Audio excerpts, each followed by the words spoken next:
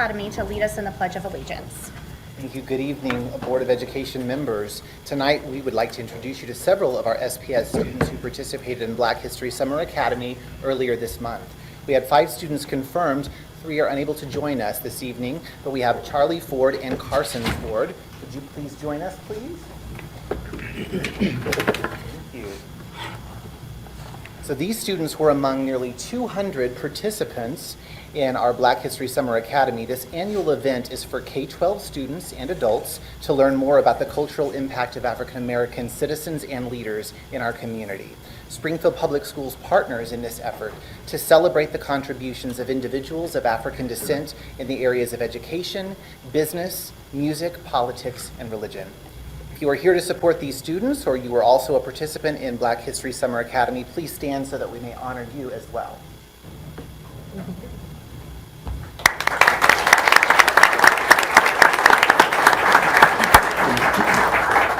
All right, Charlie and Carson, if you would like to join us, please, as our students lead the Pledge of Allegiance. Charlie and Carson, whenever you're ready, please lead us in the pledge. Flags right that way. I pledge allegiance to the flag of the United States of America and to the republic for which it stands, one nation, under God, indivisible, with liberty and justice for all. I've got this for you.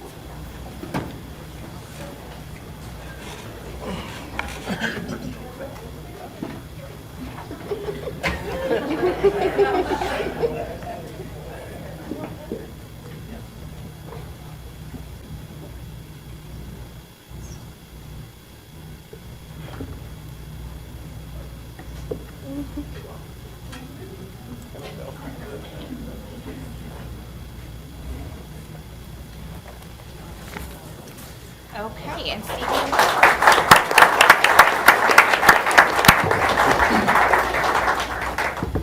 Stephen, you're remaining with us for our Honoring Excellence portion of the agenda. Thank you. Earlier this year, a group of Springfield community members and SPS advocates made the commitment to serve as SPS ambassadors. This is the second group of individuals to participate in the ambassador program. Tomorrow, we will begin accepting applications to become a member of the Class 3 SPS Ambassadors program. SPS Ambassadors is a collaborative effort with the Foundation for Springfield Public Schools to engage with people who believe in public education and who support Springfield Public Schools. They have the opportunity to learn more about our school district, meet with key leaders, and participate in several tours of our schools and programs. Tonight, we will recognize these individuals who have generously given up their time. But first, we would like to invite Natalie Murdoch, Executive Director of the Foundation for Springfield Public Schools, to come forward and share more details with you. Natalie? Thank you guys. How's everybody tonight? I could not be more excited to honor our amazing SPS ambassadors. I am eternally grateful for this group of individuals. They have been super engaged, and we are excited to bring them into the fold and welcome them to the SPS family. So tonight, we're going to recognize them, so I have a little certificate for them, and I'm going to line them up here and get a photo op. So for you guys, as I call your name, we have probably about half of our ambassadors that were able to make it tonight, but I'm going to call everyone's name because they were all amazing group members. So when I call your name, come on up, and we'll keep you up here for a quick presentation, and Dr. Lathan will join us for a photo. Yes. Okay, Sarah Berry. I think Sarah is here. Kendall Bennett. Christy Brown. Yuri Busby, don't think he was going to make it. Chelsea Cole is out of the country. Allison England. James Robert Hayes. Joe Holcomb.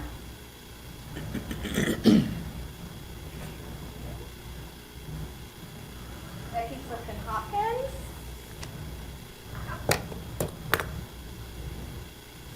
Joyce Jarman.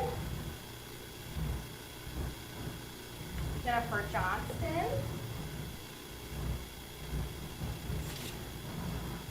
Allie McClanahan. Lindsay McDaniel. Jen Mason, Debbie Murray, Steve Nuremberg, Kim Ross, Lisa Schultes,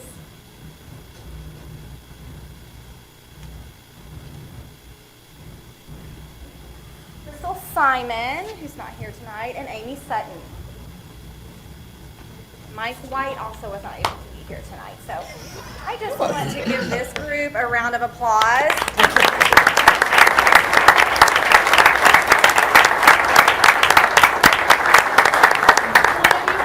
Maybe a little bit about your experience. Is that okay? Anybody? I will. I have a husband who is a teacher and coach in the school district, 2 children that have graduated and one who is currently still teaching. I always thought I was an informed SPS parent, and going through this program, I learned I know nothing about all the great things that Springfield Public Schools offers our students. I didn't even know everything that my own building that my kids went to did, let alone all the other things, all of the choice programs. It was an amazing experience, and I'm so thankful that I had the opportunity to participate. Well, for those interested in learning about becoming an SPS ambassador, applications will open tomorrow, so check the district's website for that information. And we so appreciate you guys. You guys were amazing. Yes. So where do we go for group photo? Center right here. We're going to go this way. Natalie, let's bring everybody this way. We may be photobombing in this. I feel like I would like.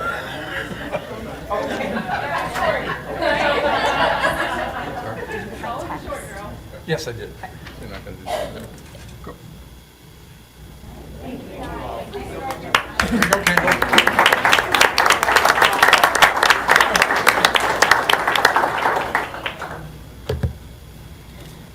As Natalie mentioned, we will open the application process. Emails will be going out tomorrow to the community and news release information on social media and our website. This is an immersive experience. So as this group was brought together for their meetings, there would be a theme for the evening. They would start typically here at Craft, and then they would board a shuttle, and they would go to a number of sites across our district as they learned more about the programs that are available to our SPS students. The result is exactly, we are hoping, what you saw here tonight, where we have individuals who are prepared and ready to engage and talk about the important work of the district from that real-world firsthand experience. So that's the purpose of the program, and we're looking forward to seeing it continue to grow and expand. We will conclude our recognitions tonight by highlighting an individual who plays a key role in the success of Explore's Artworks program. This month's Your Story is Our Story focuses on how Sydney Dean develops and manages this popular program that immerses students in the creative arts at 3 locations. Let's watch the video to learn more.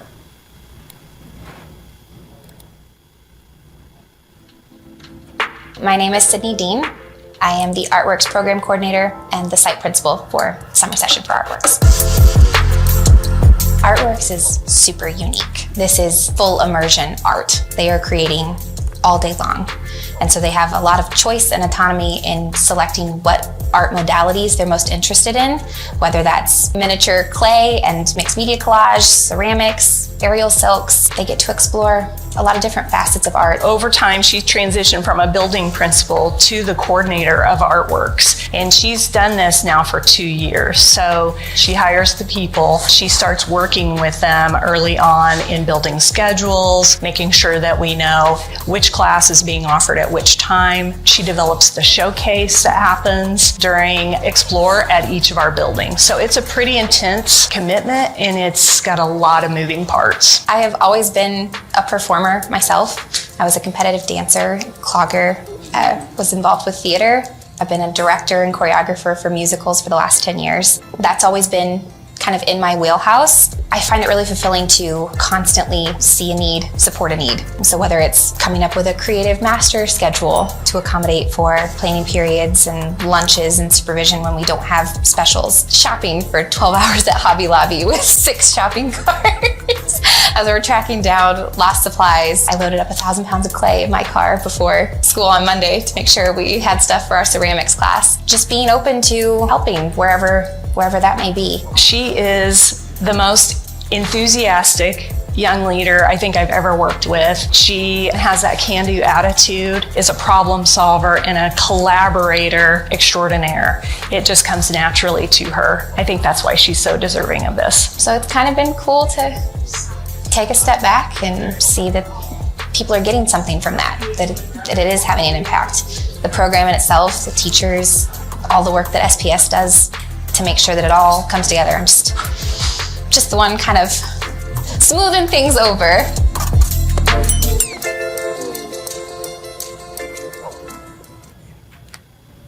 Sydney, would you please come forward so we can say thank you?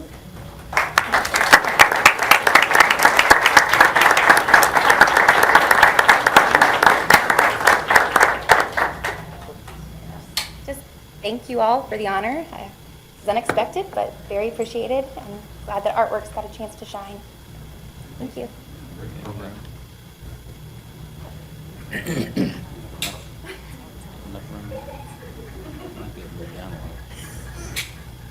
I'm serious. Oh, Sometimes I it thought gets you were tight teasing. Well, it does. but- because of that angle.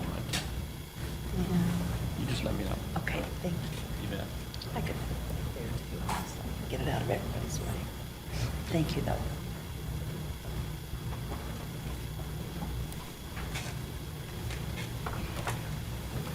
And that concludes Honoring Excellence for this evening. Thank you.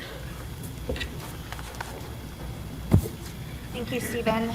That moves us to item 2.04 of our agenda, which is approval of the agenda. The recommended action is that the board approve the agenda as presented. Do I have a motion?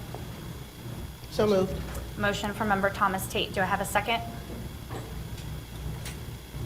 Second. Second from member Kreis. Is there any discussion on the approval of the agenda? Seeing none, we'll go ahead and vote.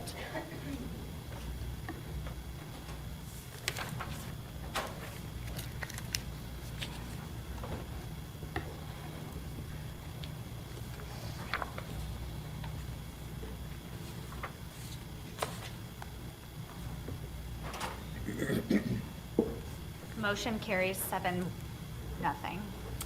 Moving on to item 3.01 of our agenda, which is our public comment section. The Board of Education welcomes comments about the issues being discussed. The board uses this time in our meeting to listen to the public, but will not comment or engage with the public during this meeting. The board allows for up to 10 speakers per public comment period. The board chair will call on individuals in the order in which they signed up. Substitutions are not permitted. Each speaker will be limited to 3 minutes and will be timed by the board secretary. The timer will show up on both of these screens on either side of the speaker. Comments must be acceptable for a business and family-friendly environment. Inappropriate language, gestures, or personal attacks will not be tolerated. It's inappropriate to address the board about individual students or individual staff members by name in open meeting. If you have concerns about individuals, these concerns should be addressed through the appropriate administrative supervisors, either in the schools or the district office. If you have materials that you'd like to share, please place them on the tray on the podium, and they'll be distributed to the board members following the meeting. All right, our first speaker this evening is Dr. Kyler Sherman Wilkins.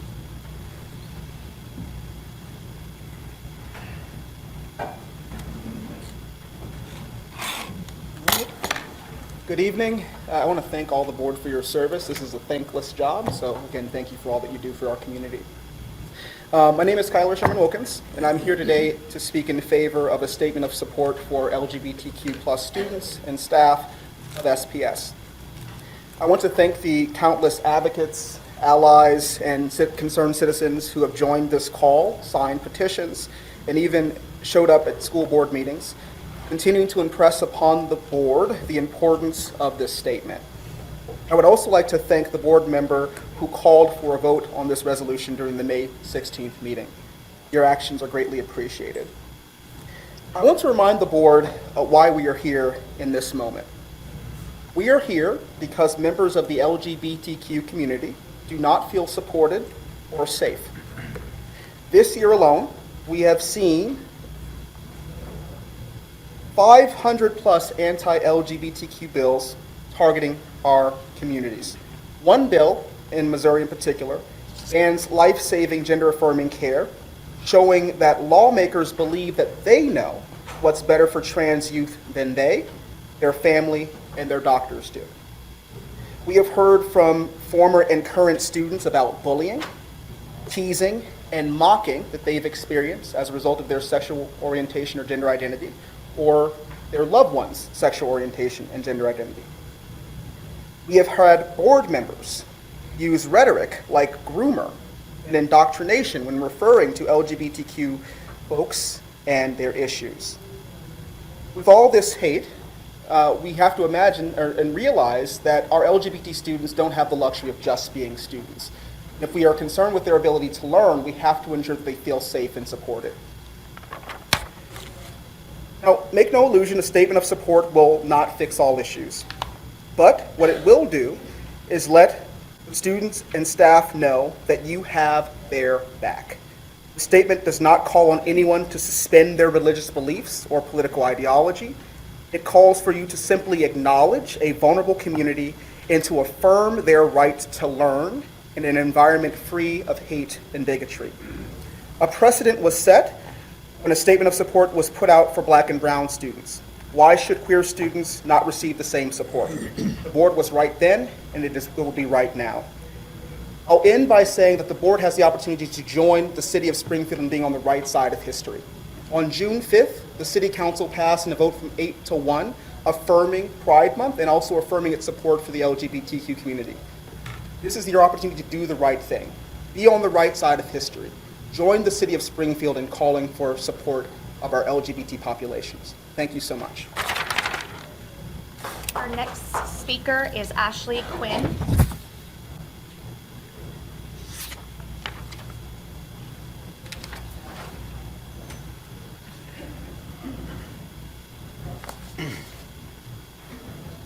Good evening, Board President Kincaid and members of the board. My name is Ashley Quinn. My pronouns are he, him, his, and I'm a proud foster parent of a recent Parkview graduate. I'm also a concerned Christian, like many of the speakers from the June 13th meeting, though I do not belong to their association. I believe we can have freedom of religion without using religion as a shroud to disguise bigotry or to excuse discrimination against people. The claim that a statement of support for LGBTQ students inherently discriminates against Christians serves to erase the existence of queer and trans Christians, of which there are a number in this community. I am a queer and transgender man serving as sabbatical pastor at National Avenue Christian Church, Disciples of Christ. 10 years ago, at our denomination's international convening, a resolution was passed entitled Becoming a People of Grace and Welcome to All. I won't read the whole resolution, of course, but here are a couple of excerpts. Whereas, Scripture affirms that all people are created in the image of God. Whereas persons continue to be devalued and discriminated against within society, and more sadly within the church, because of their sexual orientation and or gender identity. Whereas disciples historically affirm that individuals and congregations hold differing interpretations of Scripture, but that they are called to transcend differences and claim one another in Christian unity. Therefore, be it resolved that the church recognizes itself as striving to be a people of grace and welcome to all God's children, though differing in race, gender, age, sexual orientation, gender identity, nationality, ethnicity, marital status, physical or mental ability, political stance, or theological perspective. Be it further resolved that faith, baptism, and spiritual gifts of all Christians, regardless of their sexual orientation or gender identity, that those are neither grounds for exclusion from fellowship or from service within the church. Rather, we celebrate that all are a part of God's good creation. I don't share this because I think that matters of civil governance or public school policy ought to be decided on the basis of religious argument, because frankly, I don't. I think our First Amendment to our U.S. Constitution ensures that. Rather, I say this to remind those that may think that Christianity dictates, or that Jesus calls them to oppose this kind of resolution, that Christianity does not speak with one voice, but Jesus does. Jesus never once, according to the Gospels, never once condemned anyone for being gay or trans, and he certainly never told the school board that it would be unfair to his followers to let LGBTQ2S students and teachers know that their leaders acknowledge that things have been hard, and that as leaders you will have their back. In a demonstration of unity not in an attempt to sow division, please issue a unanimous statement of support for our LGBTQ community. You are leaders in our community. I encourage you to lead. Thank you, Ashley. Our next speaker is Travis Marler.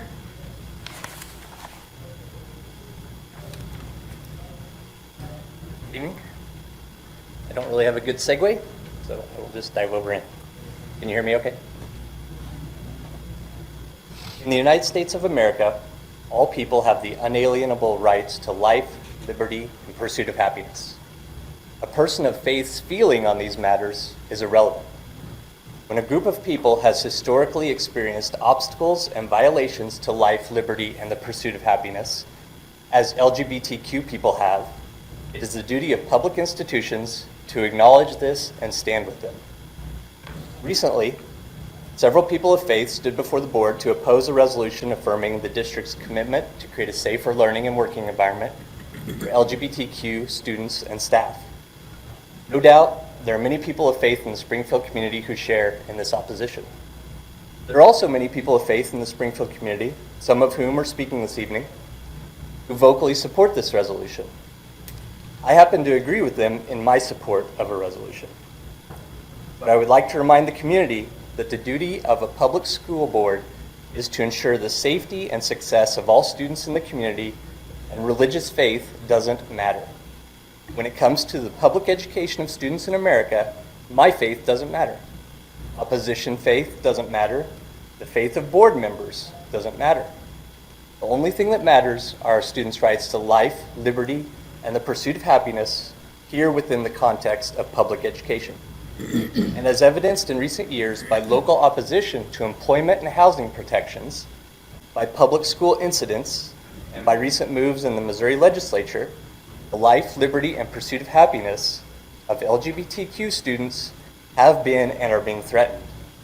As the father of an SPS student, I want to urge the board to adopt a resolution for the safety of LGBTQ students and workers, which will publicly acknowledge their rights to life, liberty, and the pursuit of happiness. Thank you. Thank you, Travis. Our next speaker is Emily Bowen Marler.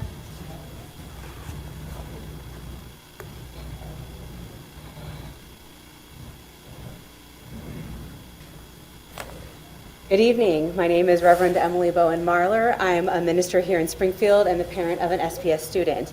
I have come to share a letter that has been signed by over 50 people of faith from a variety of faith traditions, close to 20 of whom are clergy and/or faith leaders, and I have copies of the letter here for each of you.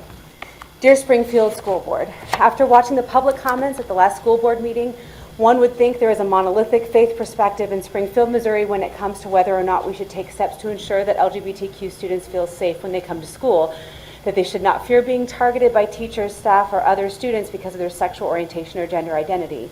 There is not one monolithic voice in the faith community when it comes to this issue. In fact, contrary to what was presented at the last meeting, according to the Public Religion Research Institute, 69% of people of faith support laws to protect LGBTQ people from discrimination. We who have signed on to this letter are people of faith who take Scripture very seriously, and it is because of our faith and what we have learned through Scripture that we support specifically naming the LGBTQ community in a resolution that reaffirms a commitment to creating a safe learning and working environment. We as people of faith value love of neighbor over allowing discrimination that targets people because of their sexual orientation or gender identity. Some tried to claim at the last meeting that Springfield is a welcoming place for all people and there is no reason to pass such a resolution naming the LGBTQ community. Ironically, one of these pastors was most responsible for repealing the city's efforts to ensure equal rights for LGBTQ individuals. Not special rights, equal rights to public accommodation, housing, and employment. Those who say that Springfield is welcoming to all people have apparently not watched the news and have not paid attention to the bills that are being pushed through Missouri State Legislature, the bills that have been signed on by the governor to make Missouri a place less safe for those who are transgender. People who want to say that we shouldn't be getting involved in politics, but the truth of the matter is someone's safety in school shouldn't be a political issue. But things are being turned into political issues in order to keep us silent, and we refuse to be silent. Passing such a resolution does not afford additional rights to LGBTQ students or employees. It just ensures that SPS is committed to making sure that they have the same access to a safe learning and working environment as those who are cisgender and heterosexual. The reason the LGBTQ community needs to be named as a group that SPS is specifically committed to protecting is because state legislators are targeting trans people and making moves to water down protections for others in the LGBTQ community as well. Students perform better when they feel safe in school. They score better on tests. They excel more in academics if they are not worrying about being targeted in school because of their sexual orientation or gender identity. Give these students a chance and some hope that SPS has their back and will work to ensure their safety so that they can be every bit as safe as everyone else. Contrary to the perspective shared 2 weeks ago, the resolution that reaffirms a commitment to providing a safe learning environment for LGBTQ students does not in fact afford additional rights to the community. It just makes a statement to let those in the LGBTQ community know that Springfield Public Schools will not tolerate the targeting. Thank you, Emily. Our next speaker is Danny Kao. I should know that last name. You've spoken with us before. Lacio. I apologize. It's okay. I'm short, so I'll be over here. Good evening, board members. I'm Danny Lacio, they, them. This isn't the first time I've been here. I've shared some of the discrimination that I and my kids have endured through SPS. Today, I come to you on a professional matter. I work for Promo, Missouri, the statewide LGBTQ+ public policy and advocacy organization as an equality organizer. We confront systemic inequities to liberate the full spectrum of the LGBTQ+ community from discrimination and oppression, so that Missouri becomes a state in which our community can thrive. According to the Movement Advancement Project and the Trevor Project, LGBTQ+ adults make up 4% of Missouri's workforce, and 26% of us are raising children. 1 in 4 youth ages 13 to 17 identify as LGBTQ+. This year, Missouri legislation attacked everything from kids playing sports, what they should be able to learn and say in school, even preventing parents from providing medically necessary health care for their child. I want to point out that religious freedom is only invoked to justify bigotry and discrimination. You go to Bolivar schools and childbearing teachers are still being fired if they become pregnant and aren't married. Business owners like Hobby Lobby are refusing to provide insurance coverage for contraception for employees, and some clergy are coming to the city council and school board meetings to say their religion says this is wrong and they should be allowed to continue to discriminate.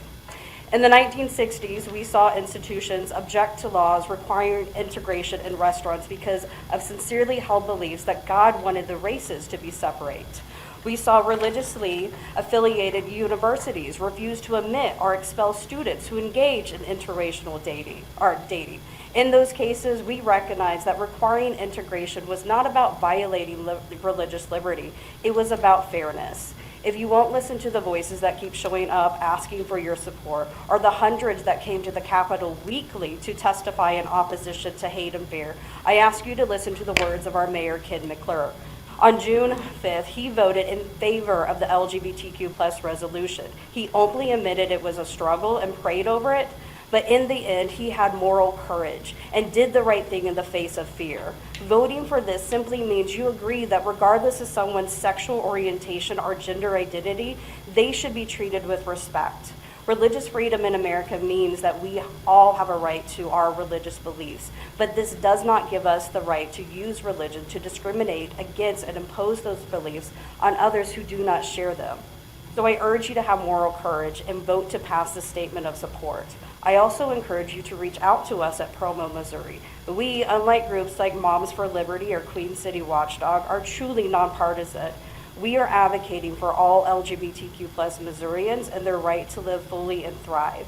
We understand how successful folks, especially children, are when they are seen and supported. Thank you, Danny. Our next speaker is Brittany Dyer.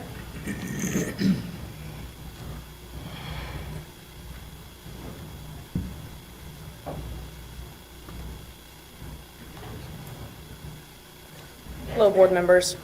For 11 months, we've expressed the need for a statement of support for the LGBTQ+ community from every single lens possible. Tonight, I want to share some of the experience firsthand students, staff, and families that we keep referring to, putting some humanity to these numbers that we're throwing around. I'm not going to list any of their names or any identifying information, but I'll list them as parent, former student, current student, etc. Parent, after third grade was so hard on our child, almost daily bullying and no support from the school or higher ups, we were forced to homeschool. We had to rearrange our entire life just to keep our child safe in their learning environment. A former student, I'm actually a product of SPS schools. I was teased and assaulted in schools basically my whole life. Teachers and parents never did anything about it. It was a long time ago, but those scars are still there.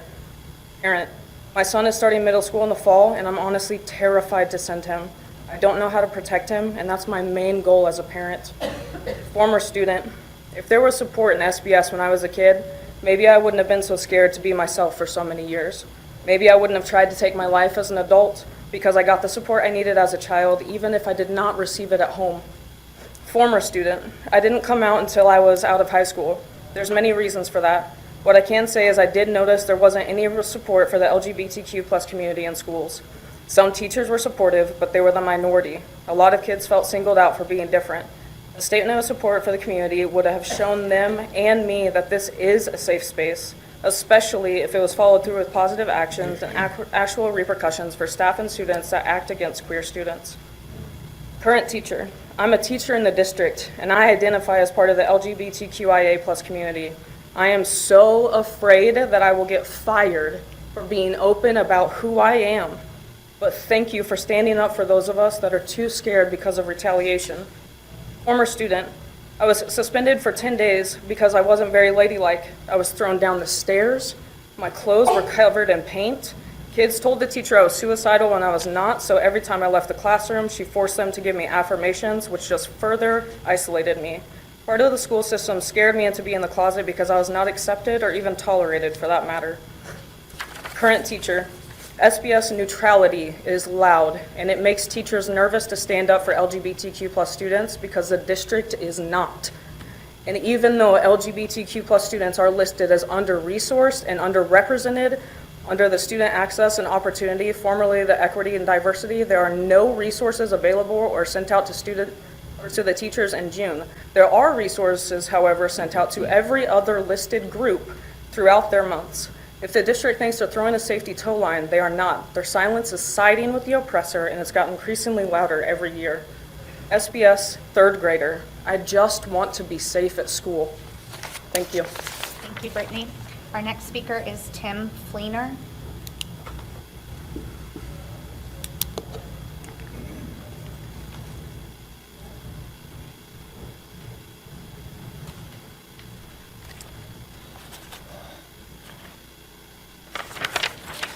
Good evening. My son, 8th grader, Springfield School District, about 2 or 3 months ago, a kid came up to him, pushed him against the wall, and had a razor blade, a box knife, to his neck. And then he was verbally threatened with his life. Thankfully, the teacher was quick, and nobody got physically hurt. I'm telling you this so you can see that there are better ways to respond to bullying, attacks, verbal threats, mistreatment, singled out, or whatever trigger word you want to throw out there. What we didn't do is run to the school, run to the principal, run to the superintendent, run to the school board, and try to get everybody to tell my son everything's going to be okay. The first thing I did, I went to my knees in prayer. Always pray for my kids.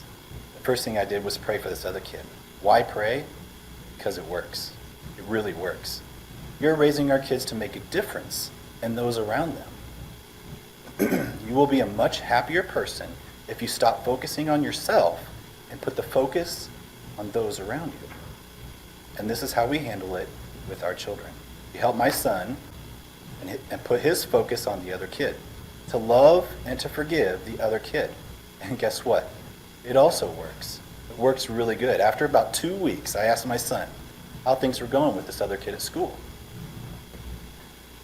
My son said, this kid came to me and apologized for what he had done. He also said, nobody treats me the way you treat me. Imagine that. Loving others actually works. You're setting kids up for failure if you empower them to focus on themselves.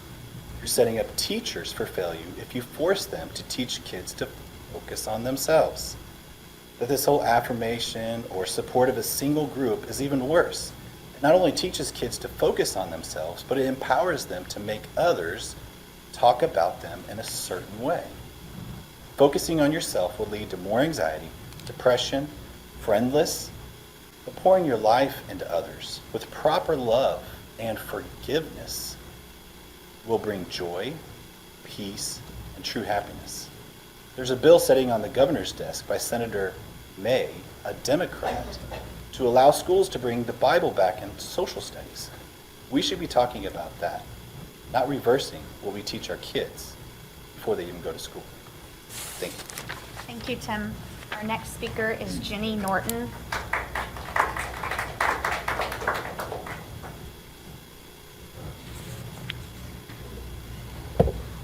Good evening.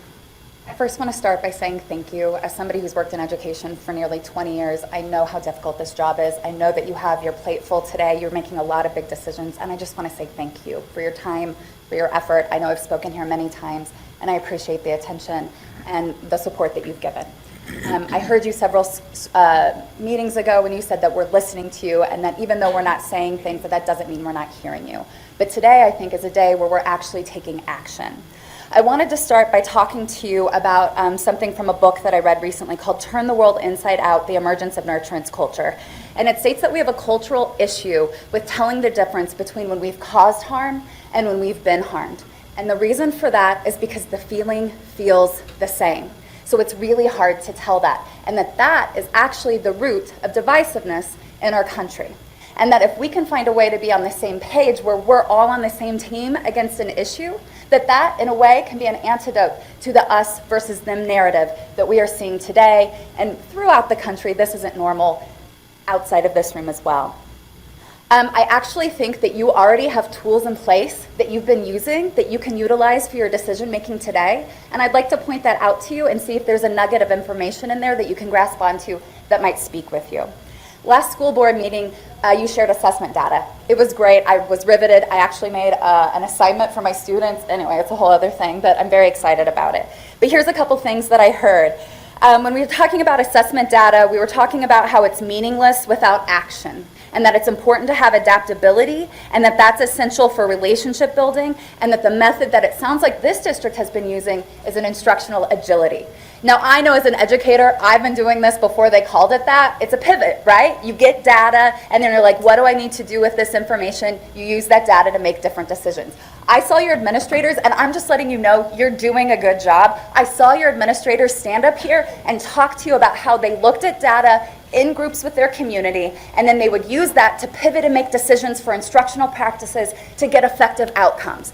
And I know from sitting in PLC meetings, you're not talking about the data, you're also talking about why that student is behaving that way. You're also talking about why I can't reach that student.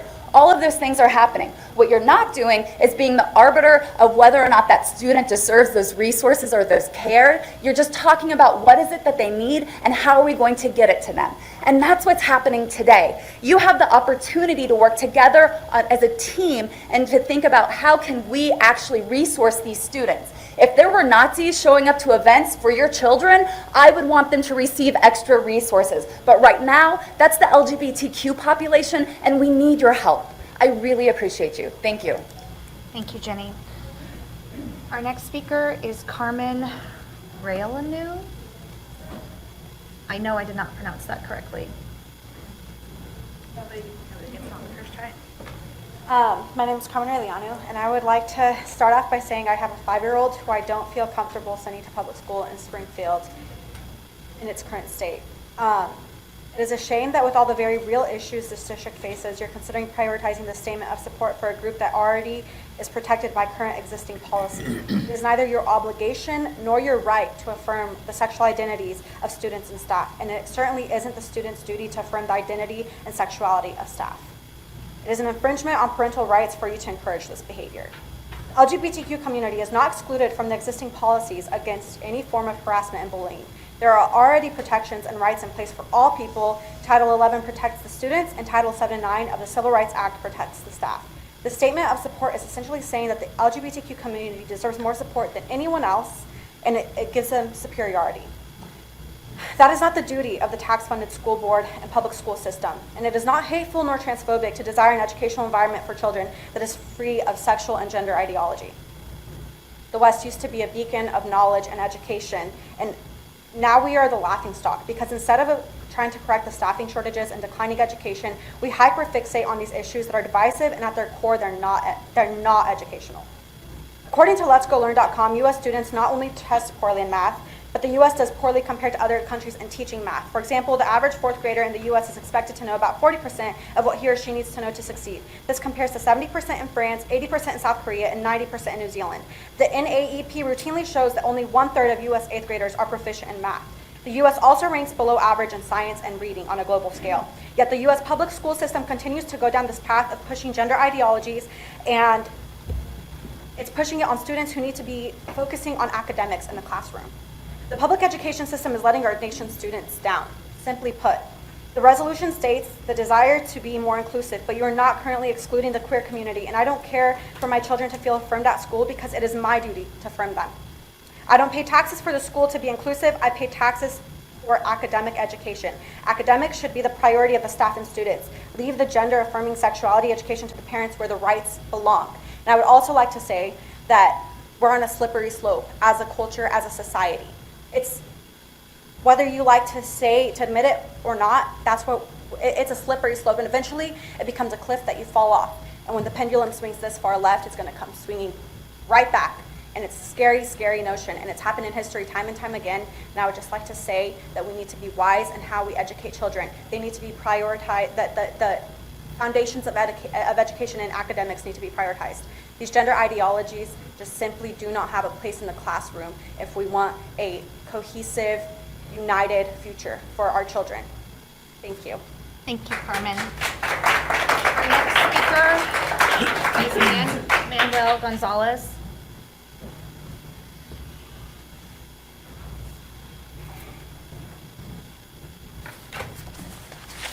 My name's Manuel Gonzalez, and I'm a member of the Concerned Pastors of Greater Springfield.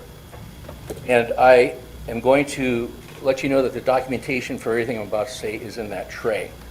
Now, if you pass this resolution supporting the queer students of Springfield, you're also going to have to pass a resolution protecting the Christian students of Springfield.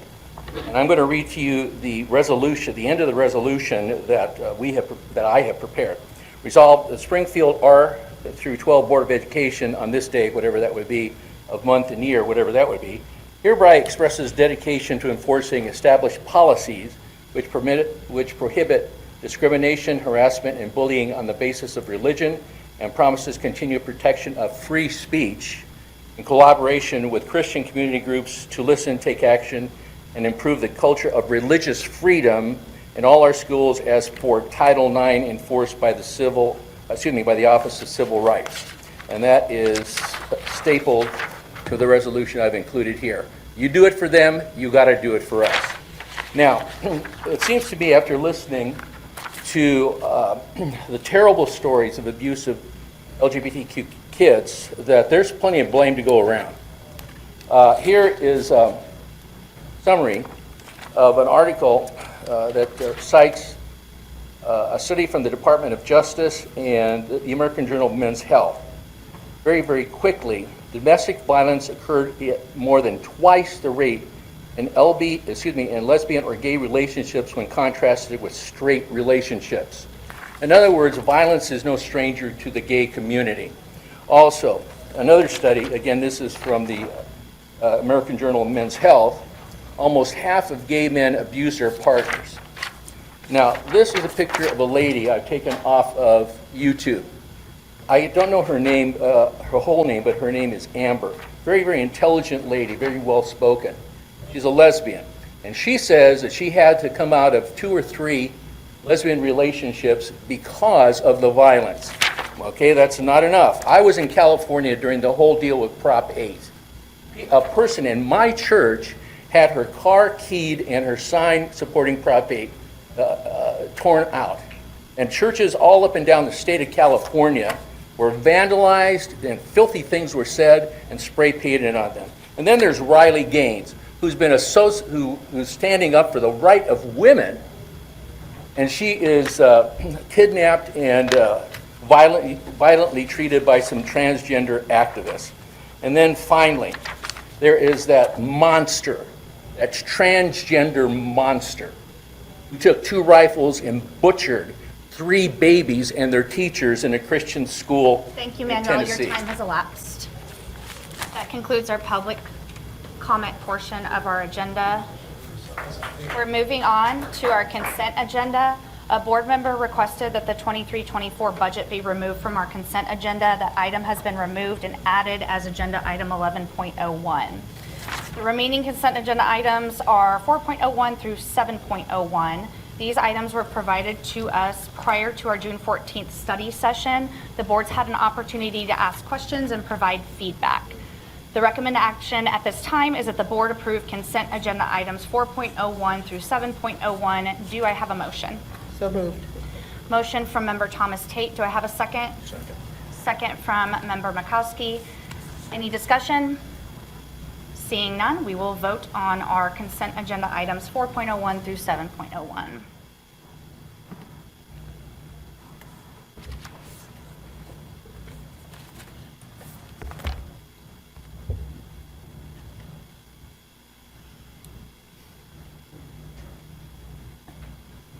Does that mean anything? Can you roll call Judy? Hers is not coming up.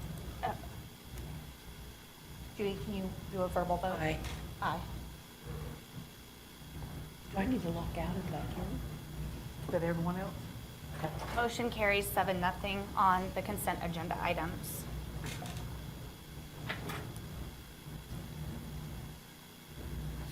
Moving on to item 8, agenda item number 8. First is 8.01 legislative update, and Jason, I always get your last name. Zamkis, thank you. Will present a summary of education related to legislative items that passed during the 23 legislative session. Is he? In the lobby. Okay.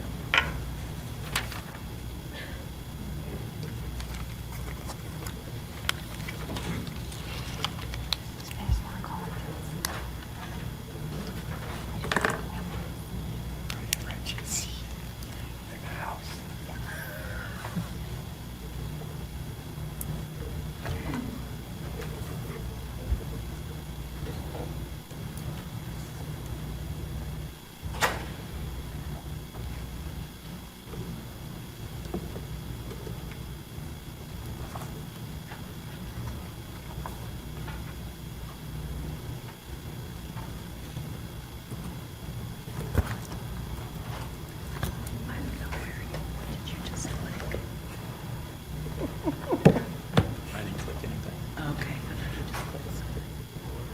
It automatically. Okay. Good evening, Jason. Good evening. Well, thank you all for giving me the opportunity to come in and give a little bit of detail as to this most recent legislative session.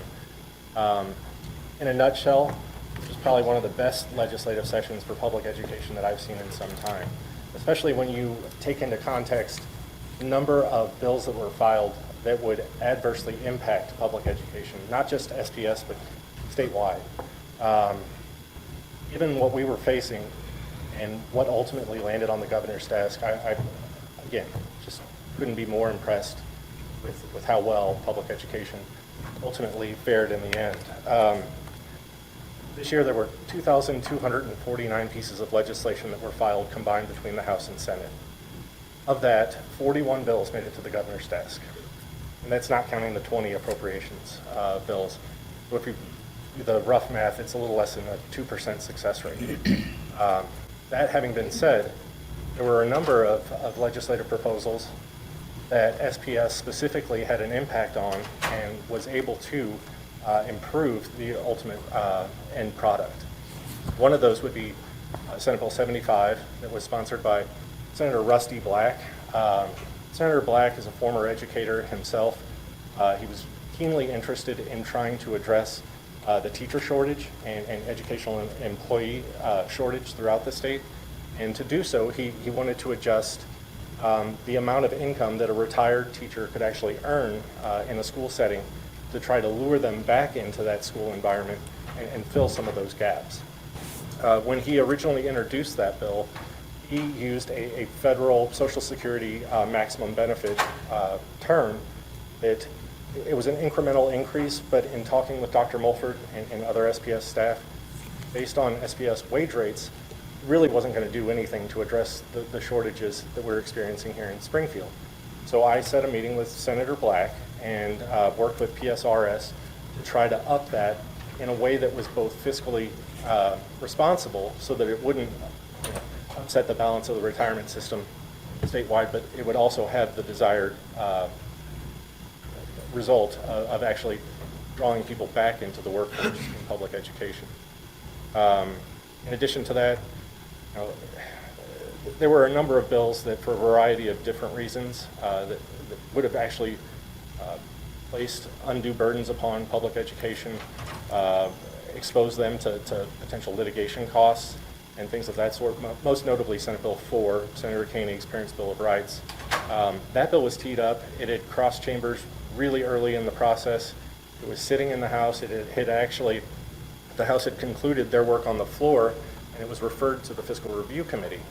All along, I worked with the House Education Chair, Brad Pollitt, to try to improve it, but ultimately, when the House got done with their work on the floor, there were still a number of key provisions that would have subjected school districts throughout the state to potential litigation. In fact, it actually created an incentive potentially for parents to sue the district in the hopes of a windfall, that being a monetary settlement that would actually provide private school tuition throughout the rest of a child's K through 12 education.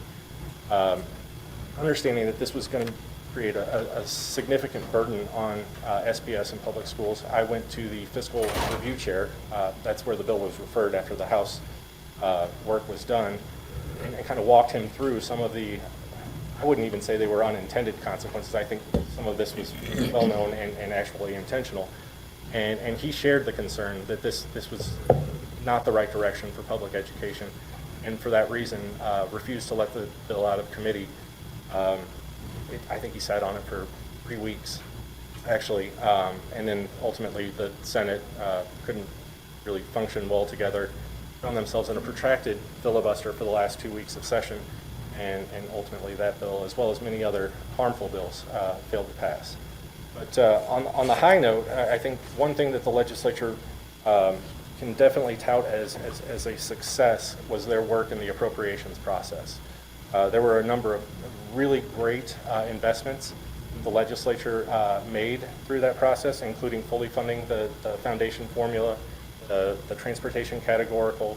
There's $81 million in new funding for pre-K education, $69 million increase for Career Ladder, $29 million to increase the minimum teacher salaries and allow that to be funded without any kind of matching requirement. That was a really big improvement, as well as fully funding, which went to the tune of about $15.3 million of public placement funds, which assist districts and private providers to educate children in the state's custody.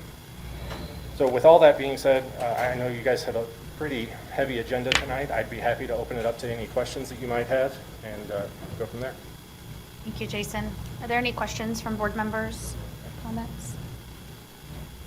I know some of us had the opportunity to go to Jefferson City over this last legislative session. Looking forward to having you back next session as well. Yeah. And I'm also working with Dr. Lathan to try to secure either the governor or lieutenant governor or both for the Principal for a Day event that's coming up in August. Oh, awesome. That would be great. Okay. Thank you very much for your time. Thank you all. Okay, moving on to agenda item 8.02. Board member Thomas Tate emailed Vice President Kreis and myself prior to the board officers meeting and requested to add an agenda item to our agenda to discuss a statement of support for our LGBTQ students.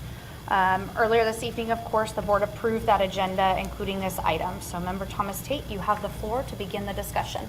Yes, I wanted to have the opportunity to discuss with our board creating and approving a statement of support for our LGBT students. Now, what I'm really wanting was the opportunity for us to have a public discussion. For 11 months at this point, we have had constituents from both sides of this discussion come to us with lots of information. And we have been silent, and I felt like in an effort for us to increase our community engagement, our communication, and our transparency, it would be necessary for us to have the opportunity to at least discuss this in a public forum. Whether or not we vote on anything, I think we owe it to our community to at least have a discussion. I personally would like for us to have a resolution, and the reason why I think a resolution is necessary is because we do have a subset of our student population who has voiced significant concern about their welcoming environment. We've had students who have suggested that they don't feel safe and supported, and I'm not asking for the board to do anything more than what we are already doing and what we've already committed to doing, which is to make sure that we have all affirmed and committed to making sure that our students have a safe and welcoming learning environment. That is what we've already committed to. To be able to make a statement to reaffirm that doesn't take anything away from what we've already committed to doing. It doesn't require that anyone goes against their religious or political beliefs about a person's identity. It just says that we recognize that there are students who want to feel more welcoming, and we are committed to making sure that they feel welcomed. I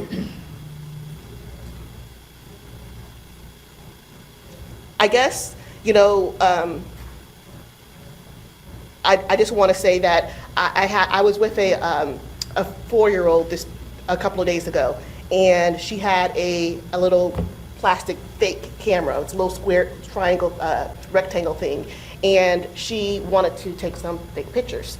And so she had seen the adults in the room set the camera up so that we could take a group picture. And so she took me outside so that we could take a group picture with her fake camera also. So she set it up for us to take this fake picture. Now, I could have told her, I don't want to take a fake picture with your fake camera because it's not real, but instead I chose to support the student, this child, and let her know that she was safe to take a fake picture with me, and that I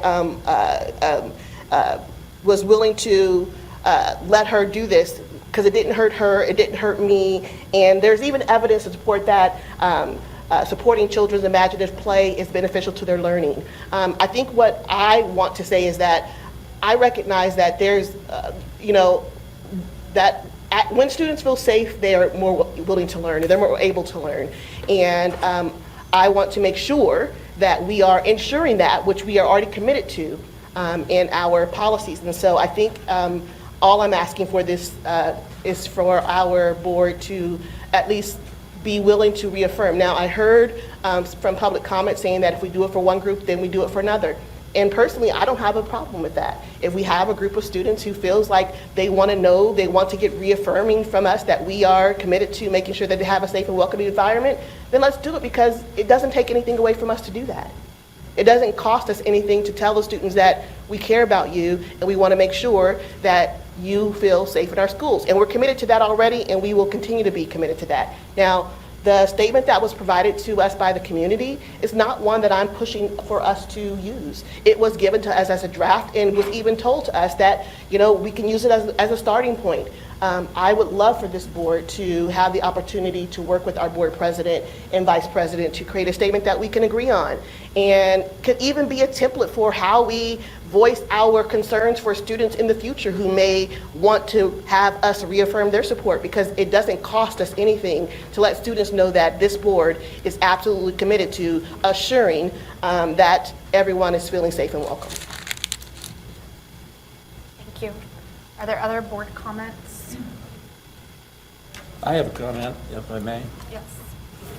I prepared a statement in response to this eventual meeting with respect to demands for Springfield Public Board of Education to adopt a resolution or statement of support for queer students and staff. There's no need for this board to make a statement in support for queer students, staff, because we already support our students and staff. This is self-evident as the Board of Education clearly demonstrates our support for through each member's dedication, public service given to the district and as adopted through our district strategic plan.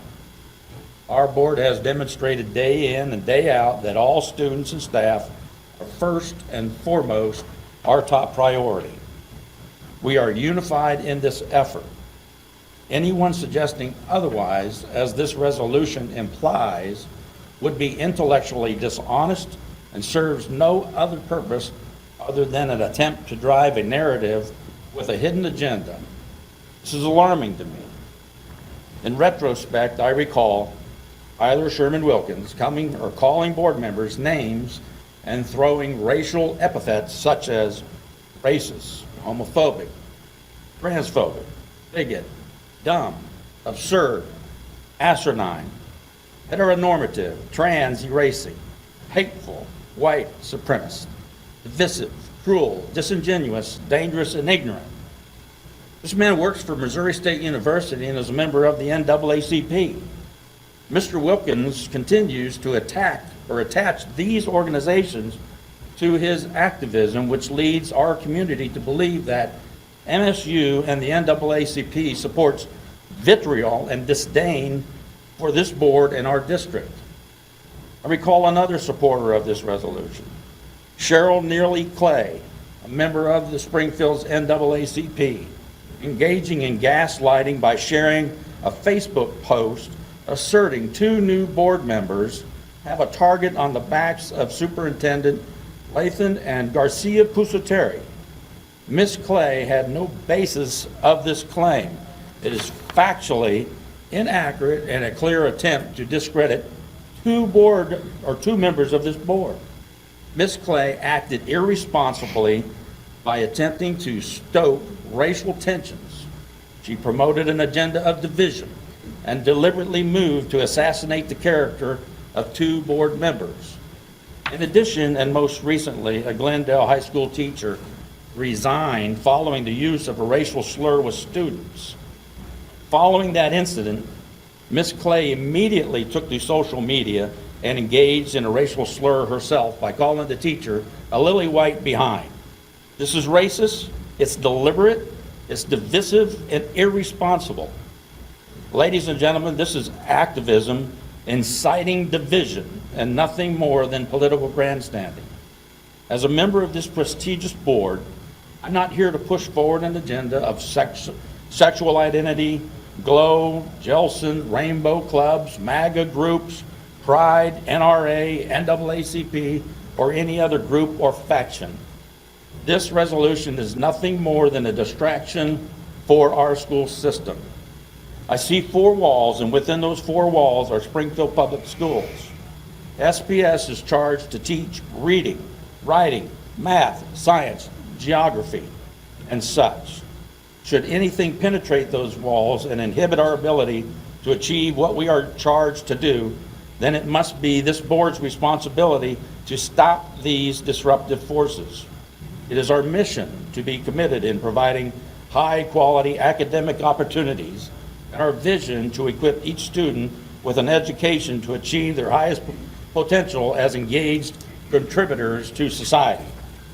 I view this resolution as an attack on these 4 walls by activists Wilkins and Clay, who constantly try to distract this board from its mission and vision. I did not become a member of this board to help facilitate activists and their agenda. My focus is keeping activism out of the 4 walls and work to provide a high-quality education for our students and to support our staff by providing them with the tools needed to accomplish academic success for all students. That's my statement.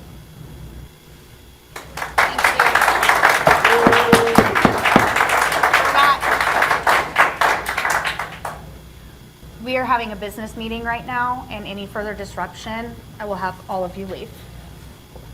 Are there any other comments from board members?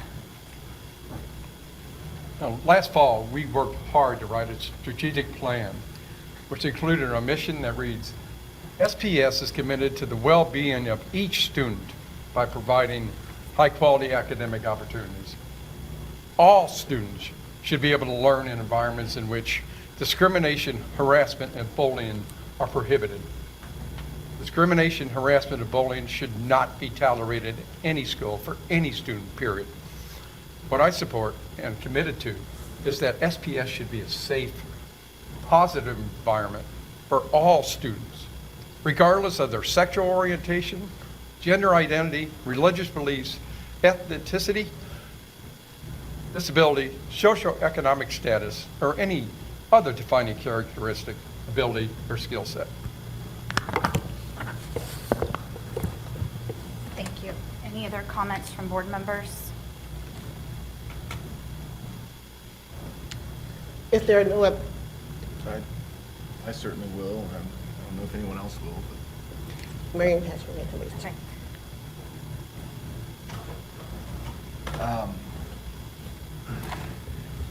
So first off, thank you for requesting this to be on the agenda. I have no issue talking about anything at any time. I think it's our obligation, it's our duty to have discussions, even if we feel like they're difficult. So thank you for doing that. If this comes to a vote, it doesn't bother me one bit. You and I may not vote the same way, but I'm happy for it to come to that. If so, it's our duty. That said, I'm not interested in dividing our students or staff into groups. I think that is the harm when we say, what is the harm in doing something like this? When we already are doing these things, when we already have a mission statement that reflects each student, what is the harm? I think this is the harm. The harm is dividing our students into groups and placing so much weight in their identity on some of these things. I'm interested in treating all people as unique individuals and treating all of them with dignity, respect, patience, and kindness. And I think that that's what we do at Springfield Public Schools, and I think that's what we promote. As it relates to the students of SPS, I'm interested in treating each of them as individuals and helping each of those individuals maximize their potential by creating educational opportunities that challenge them to grow and thrive in society when we graduate them and put them out into the world. I believe this idea of teaching children that their whole identity can be wrapped up in something as simple as sex, gender, or attraction is damaging to the children we are all trying to help and support. Each individual is so much more than just that. We should teach all of our students that bullying is wrong, for any reason. And we should fully enforce that with whatever discipline policies are required to do so. We should also teach resilience and personal confidence so that all of our students are equipped to enter a world that can be harsh and cruel for a lot of different reasons. For all these reasons, I would not support a resolution of this board that attempts to label and divide our students and staff, and the one that I've seen does so, and I think the very nature of having a resolution to this effect is divisive and does attempt to divide our students into particular groups. I think we are better off supporting each student as individuals. I'm fully committed to our mission that SPS is committed to the well-being of each student by providing high-quality academic opportunities. I think attempting to break down each student into this group and that group is damaging and will not help us achieve the goal of providing high-quality academic opportunities. So furthermore, now that this topic is being addressed by this board, I would like to state that SPS should remove itself from any potential social or political indoctrination. It's not our job to take a stance on students' sexual attractions or identities. That's between them and their parents or guardians. Our job is education. I don't believe it is appropriate for district employees or district facilities to display pride flags or safe space stickers or any similar virtue signaling methods. Students should not be urged or signaled to that certain adults or rooms are safe to have private conversations about matters of a sexual nature. That's not just my stance, that's a stance of NSBA that was included in each of our trainings as new board members. We should have protocols in place, and I believe we do, whereby students who need someone to talk to can be directed to professionals and their parents will be notified and included.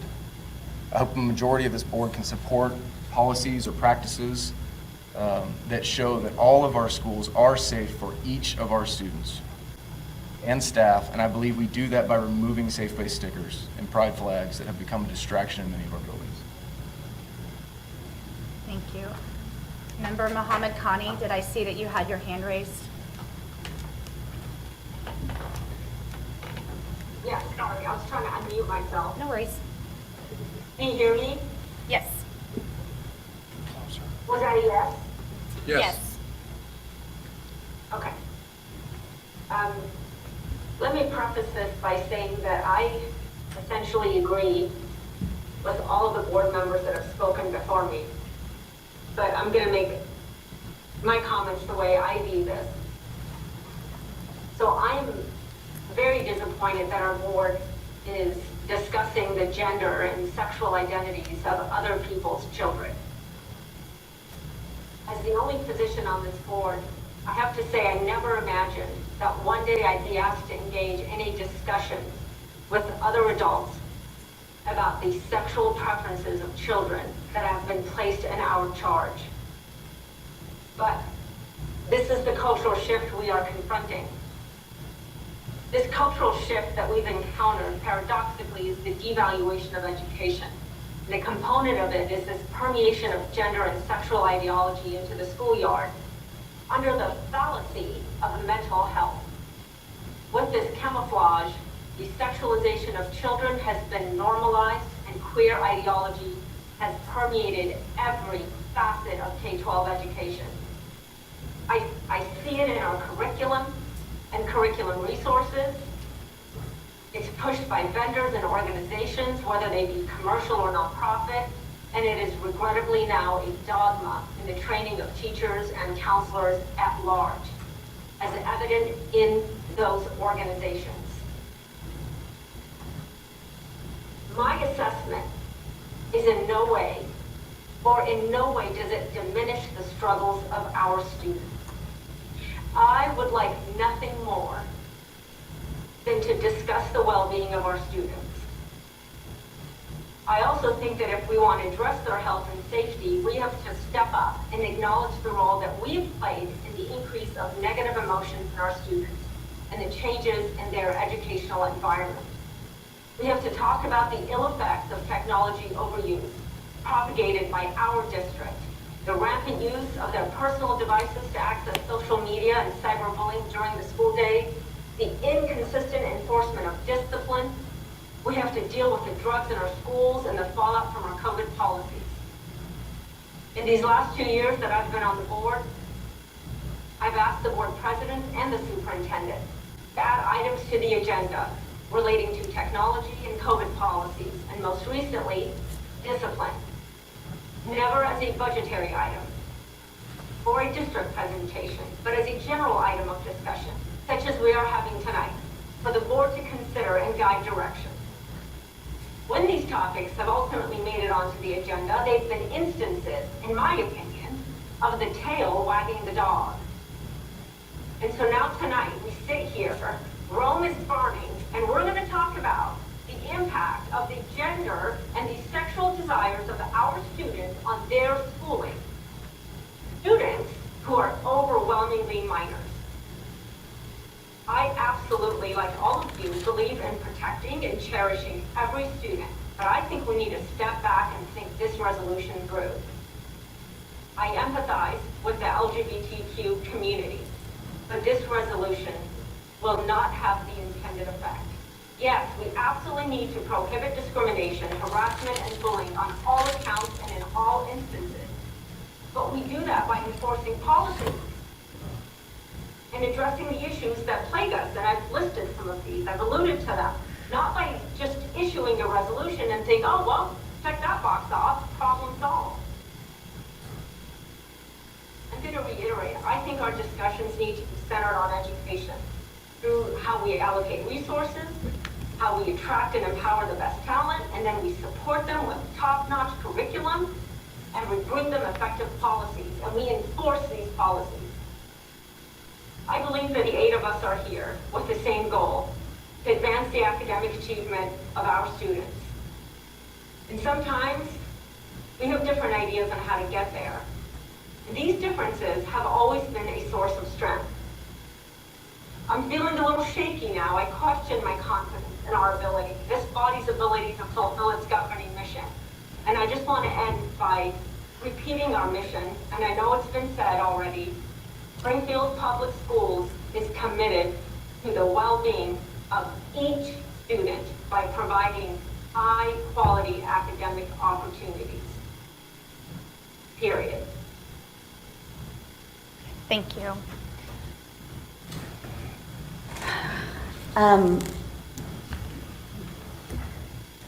As these discussions have taken place, as I've participated now as a board member as well as a community member for many, many years, and most recently an educator, I went back in lieu of all that's been going on recently and wanted to take a hard look at our current policy and then the procedures that surround those policies, because as a former principal, that's what we depend upon.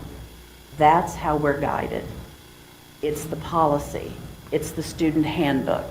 It's the training that we receive in order to know how to effectively and efficiently, honestly, and fairly administer to our students, whether it's in education or whether it's in disciplinary issues like Dr. Mahatmakani was saying. It's all very important. And so when I look at all this, I have trouble to some extent separating my past life as a principal to my current life as a board member. In fact, I truly believe that my expertise in one area is helpful here. In my previous experience as a school administrator, every year I believed that our policies and our handbooks were revised if necessary, rewritten as necessary, with our current student body in mind, our current community in mind. Dr. Lathan, is that still the case? Is that going on this summer? Yes. Okay. What some may not know, but I applaud, is that we are going to be, I hope it's okay I share this, we are going to be providing written handbooks to students again, rather than relying on the technology piece of here's the handbook available on the website, good luck, you know, it's for you to read. The fact that, and I think we're going back to kind of old school on that for a variety of reasons. I think discipline is an issue. We want to make sure people understand policy. We want to make sure they understand definitions of different kinds of offenses. We want to make sure they understand consequences. And all of that can contribute. The more we educate our families, our students, our staff, including building administrators, including counselors, social workers, whoever it is that's working in R12, the more they understand our policies and our practices and our procedures, the easier it will be to actually apply things with fidelity. We are a big organization, and to think that mistakes don't get made, I think, we're human. We're human. But it's refreshing to me and affirming to me, listening to my fellow board members up here reiterate that we're here for everyone, because we are. That we appreciate different perspectives, because we do. That we're committed to education of everyone, because we are. And we value the community input, and we have listened to a variety of perspectives. And everyone's voice to me has value. It does, regardless of what one's opinion on different issues may be. We have, as an employee, as a former employee of Springfield Public Schools, and I'm assuming this is still the case, we have annual, and it is mandatory, and if you don't do it, you're in trouble, and they can dock your pay. I mean, there's a real push to go through some training on bullying and harassment. Every employee does that. And if you don't get it done in a timely manner, you're sent emails, and you're told you better get it done right now. That's good, and that's helpful, but I'm of the opinion that's probably not enough. I think that on this particular issue, we need to closely examine our own policies to see, are we meeting the needs of all students the way the policies are written? And I think we need to take a look at that. If it's deemed that we're not, well, maybe they need revision. If it's deemed that we are meeting what we need to do in terms of protecting everyone, then what perhaps is missing is the training piece and making sure that everyone understands that we're here for all students, we're supportive, we will do our best to make sure, to ensure as best you can in the world we live in, that students not only are safe in school, but feel safe in school. Because either one of those situations can be detrimental to learning. But some of it may have to do, in my opinion, with just lack of knowledge of what our current policies already do, of what our practices and procedures already are. And then let's make sure that we're implementing all of that with fidelity if indeed the policy covers what's necessary. A resolution, I understand I understand what's behind that, but in the end, what a building principal, what an administrator, what staff is going to rely on will be policy and the practices and procedures that accompany that policy. So if we need to take a look at that, fine.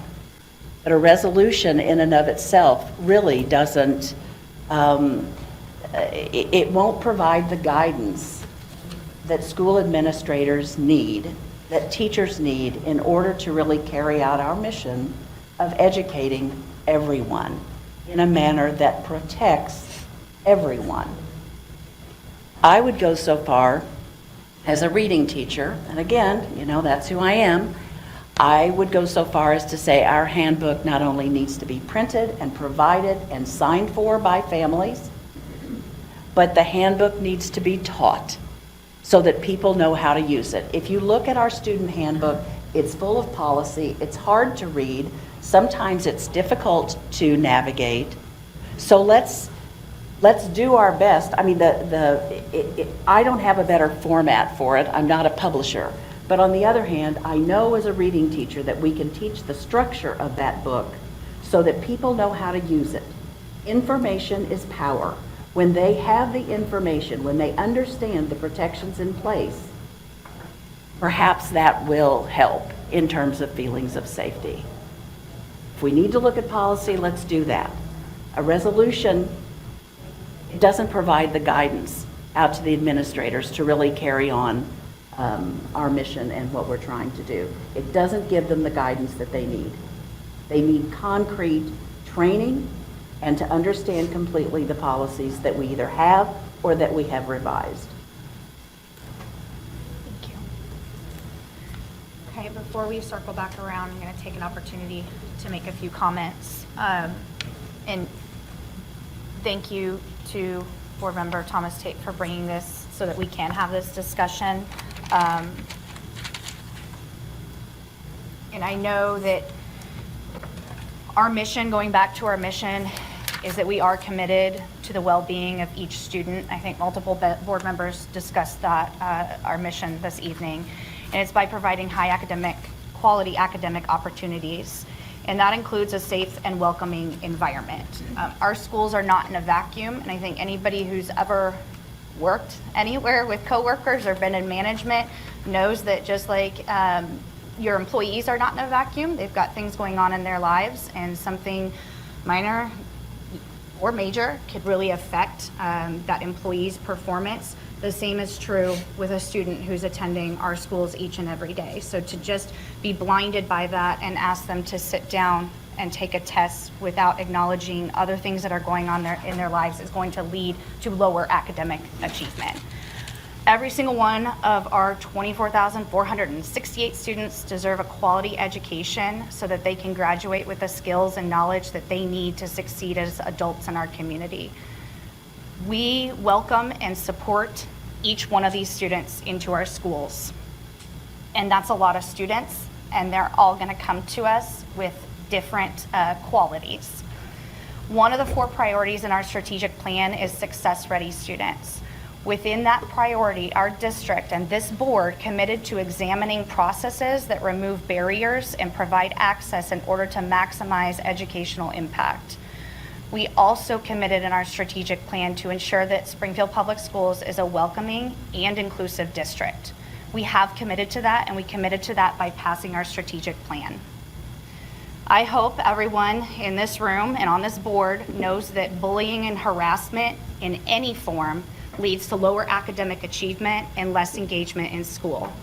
Students suffering from depression have lower GPAs and higher absences from school than their peers. We also know the positive impact that a caring adult, including an educator, can have on the mental well-being of all of our students, which leads to higher academic achievement. In 2019, this board passed a resolution in response to a specific incident at one of our schools, and that resolution still stands today. And it provided in part that we're committed to maintaining a learning and working environment where all individuals are treated with dignity and respect. That's all individuals, no matter how they come to us as students or educators. We do not tolerate any behavior which detracts from the safe and respectful culture that we expect of every single person in our schools. And we're dedicated and continue to be dedicated into making our district a place where people feel safe and valued. And Judy, I couldn't have said it better myself. As a former educator, I appreciate what you are bringing to this board, because you more recently, I guess than any of us, you're at the collegiate level, but you have been not just in K-12, but in our K-12 district. So I really lean on you for that information. And I think it's important what you pointed out, and Dr. Latham, what you affirmed, that we do continually review our policies. That's one of our charges as the board and as the district, is to continue to review our policies and procedures to make sure that we're meeting the needs of the students and staff in line with our strategic plan. So I know that as a board, we're committed to that strategic plan and to continue to review those policies and procedures. So as the person who brought this to the agenda for today, I just would like to say thank you to our board members for this open conversation and dialogue. You know, one of my goals for today was the opportunity to address a topic that has been at the forefront of our public comments for at least 11 months. And so I think we, in my opinion, have achieved at least part of my goal. Now, the other part of my goal was to bring the opportunity for us to create a statement of support. I still do believe that a statement of support is just a symbolic opportunity for us to reaffirm the opportunity to let students know that we are doing what we've already committed to doing. You know, just as another example, you know, I told Jim Farrell at one time, our police person, that I didn't feel safe going out to our cars in the evening. Now, he's committed to everybody's safety in here. But when I told him that I felt unsafe, he made some additional commitments to me to make me feel safe and secure. And I appreciate that. It let me know that the people who are in this environment value the fact that I didn't feel safe. And so, you know, I think that the value is that if we have students who say that they feel unsafe, that we at least acknowledge that they feel unsafe. Whether or not we agree with their safety issues or not, we at least acknowledge that you feel unsafe. Somebody can look at me and say, hey, Sharita, there was really no fear for your safety outside. There's nothing for you to be afraid of. Well, it doesn't matter. I felt unsafe. And I appreciate the opportunity for those who are in my environment to recognize my felt fear for safety. So My goal today, my second goal was to offer a motion that the board allow the President Kincaid and Christ to draft a statement of support for LGBTQ community for the board to review and approve. Hearing our statements, I'm not sure if that will go forward or not, but that would be my motion. I do agree with Ms. Bruner, Board Member Bruner, that we do deal with policy. And I'm not suggesting that this is an either or. The statement of support doesn't neglect our responsibilities that we already have to review our policies and to make sure that our policies work. For all of us who are in environments where there are policies that guide our performance, we know that policies are not always followed. So there is an opportunity for us to both review to see if the policies are doing what we're hoping that they're doing, but also to see if they're being followed in the way that they should be followed. That is a part of our commitment already to this district, and I think we should continue that. Perhaps we could say that in a statement of support. Again, I don't think that a statement of support takes away anything from what we're already committed to. It just makes those who say that they feel unsafe know that we are committed to their needs. Okay, so just to repeat, you've made a motion to, for Vice President Christ and I to draft a statement of support for our LGBTQ students. Is that correct? For the board to review and approve. For the board to review and approve. Is there a second? Seeing no second, the motion dies for lack of a second. Any other comments? You're next in line.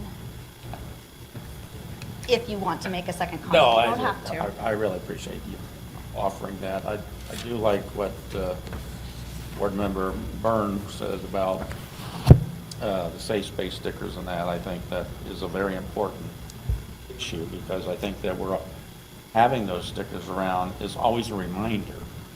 And I don't think that that is a reminder that actually helps our circumstances within the school system. I think every classroom is a safe space. I'm sure there's a lot of arguments with regards to that, but I would be for removing them. And with regards to school, our board member, I was going to call you principal. Well, whatever. Bruner, there's nothing better, I mean nothing better, than to follow a guidebook and always nesting the guidelines within the guidebook. It certainly will make all the difference in the world. I remember so far being on the Board of Education, reminding several different educators that when they had an issue, one of the first questions I would ask them is, what does your guidebook tell you? And we find that we don't always follow the guidebook. And there's where the education comes into play. If we would all be consistent in following the guidebook, and if, as a Board of Education, is consistent in, redefining as we move through cultures and time, that I think that would be a document that would be supportive. I would definitely be supportive of having a paper copy, and you may already do it, I just don't know it, and going home with that child, that student, so that way the parents know. I've even interacted with parents. I want to point this out one more time about the guidebook. With parents, and I said, did you go to the handbook, the guidebook? And they said no. Well, there lies our problem, folks. A lot of times is we're not using the guidebook and the policies that we currently have. So I would be supportive in what you had stated with regard to Teaching the structure. That's right. Thank you so much. I appreciate that. Do you have any other comments? Mary's right. No. Okay. And Member Muhammad Khani, we're just going back in order, so I'm going to look to Member Byrne if he wants to make a secondary comment. Yeah.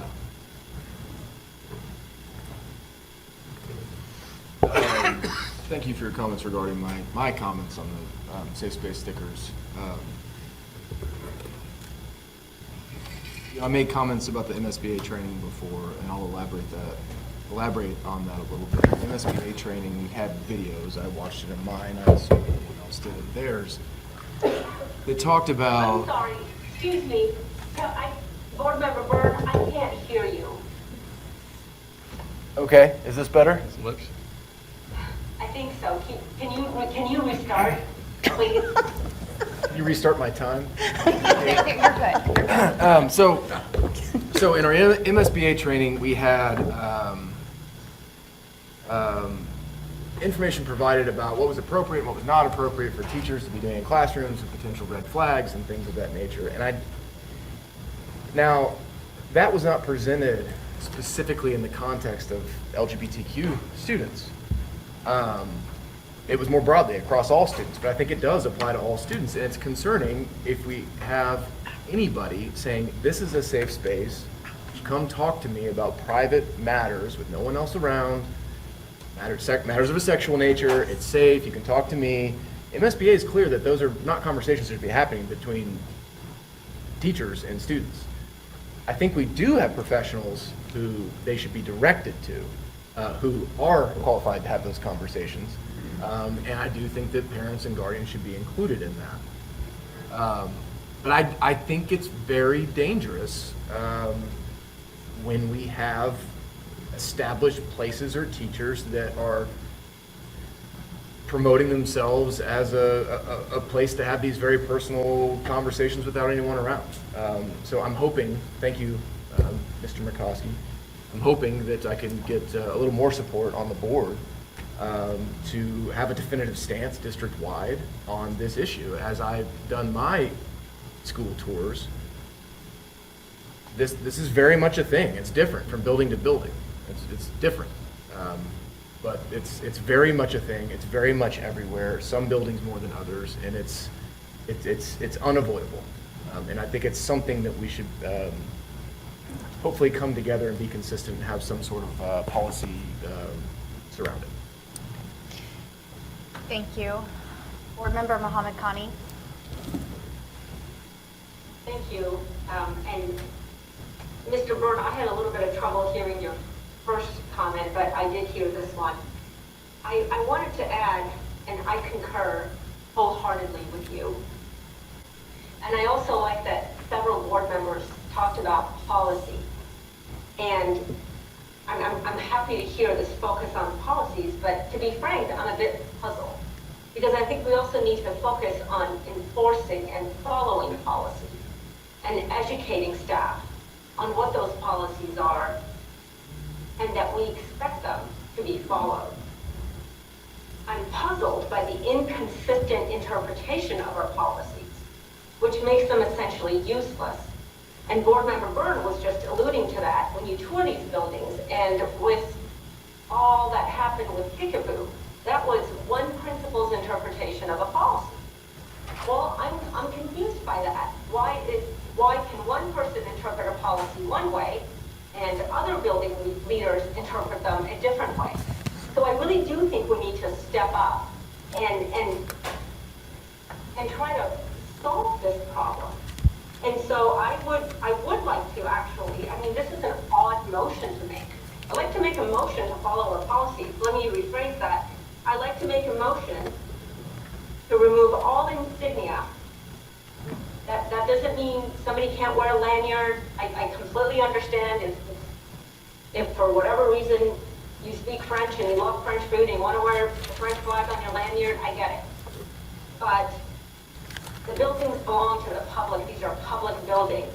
Let me tell you how hard it is to take a sticker off of a building or off of a door or a wall. It essentially ruins it. Even Google won't get the job done. I think that I want to make a motion to remove all insignia that represent systems of belief or ideology. And I don't really know how to phrase that because it's already in the policy. So do I make a motion to enforce it? A motion for the district to form a committee to address this? I'm really at a loss here. And when I say systems of belief or ideology, it just so happens to come up in the context of the discussion we're having.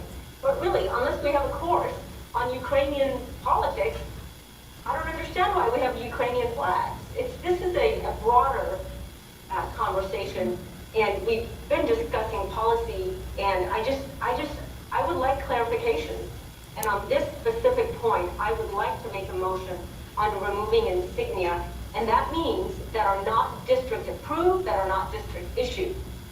So that means all safe space stickers that bear Gilson or whatever organization, and flags that aren't relevant to the curriculum in that classroom, or obviously not the American flag.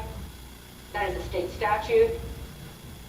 So, Board Member Mahana-Makani, the two things. One is this board has made it very clear to me that we'll be following Robert's Rules of Order. And so right now we're talking about board member request for a statement of support for LGBTQ, statement of support. I messed that up. But that's what our topic is right now, not insignia in our schools. I've mentioned before, and I'll remind the board members during board comments, that if you would like an item added to the agenda, please email Vice President Scott, myself, and Dr. Lathan before we set the agenda. Well, in that case, I am speaking on topic, and I would like to make a motion that the Board of Education approve the insignias that are in support of the LGBTQ community. That means it's without approval. How the sticker looks, how the insignia looks.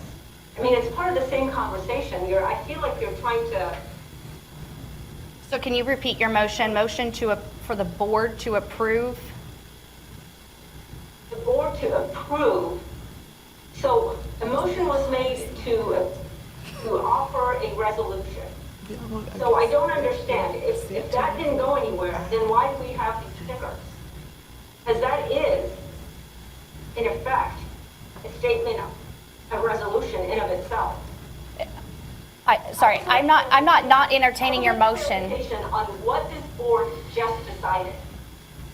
I want to have an understanding of what this discussion resulted in. I'm glad that we're having it. I think it's been very productive. I've learned a lot, and I pretty much agree with everyone. But I would like to know what the conclusion is as it relates to our buildings. It's summer, the buildings are mostly closed except for explorer locations. This is an opportunity for us to actually put our action where our words are. How do we want to support all of our students? Do we want to support them through our actions, or do we want to support them through stickers and words? So I'm still unclear. Are there further comments?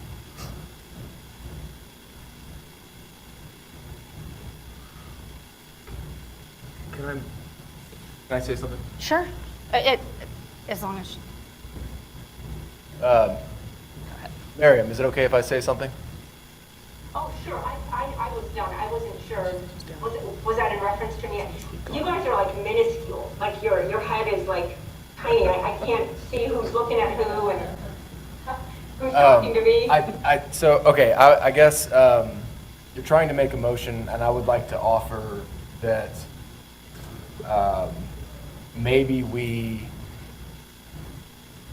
postpone or table that motion to the next meeting so that it can be fully thought out and so that it can be presented in a way that each board member can make a decision on that motion, because I don't think that that was something that everyone was prepared to come here tonight and make a vote on. I feel like I would be, but I'm not sure everyone else is. So maybe a suggestion here is for you to get with President Kincaid about ensuring that whatever motion you want to make gets clarified and placed on the next agenda, which will still be in the summer months, I believe, correct? July 22nd? Yes. August 22nd, sorry. That makes the point I wanted to make, which is we need to enforce the policies we have. We have to interpret them, and we have to enforce them.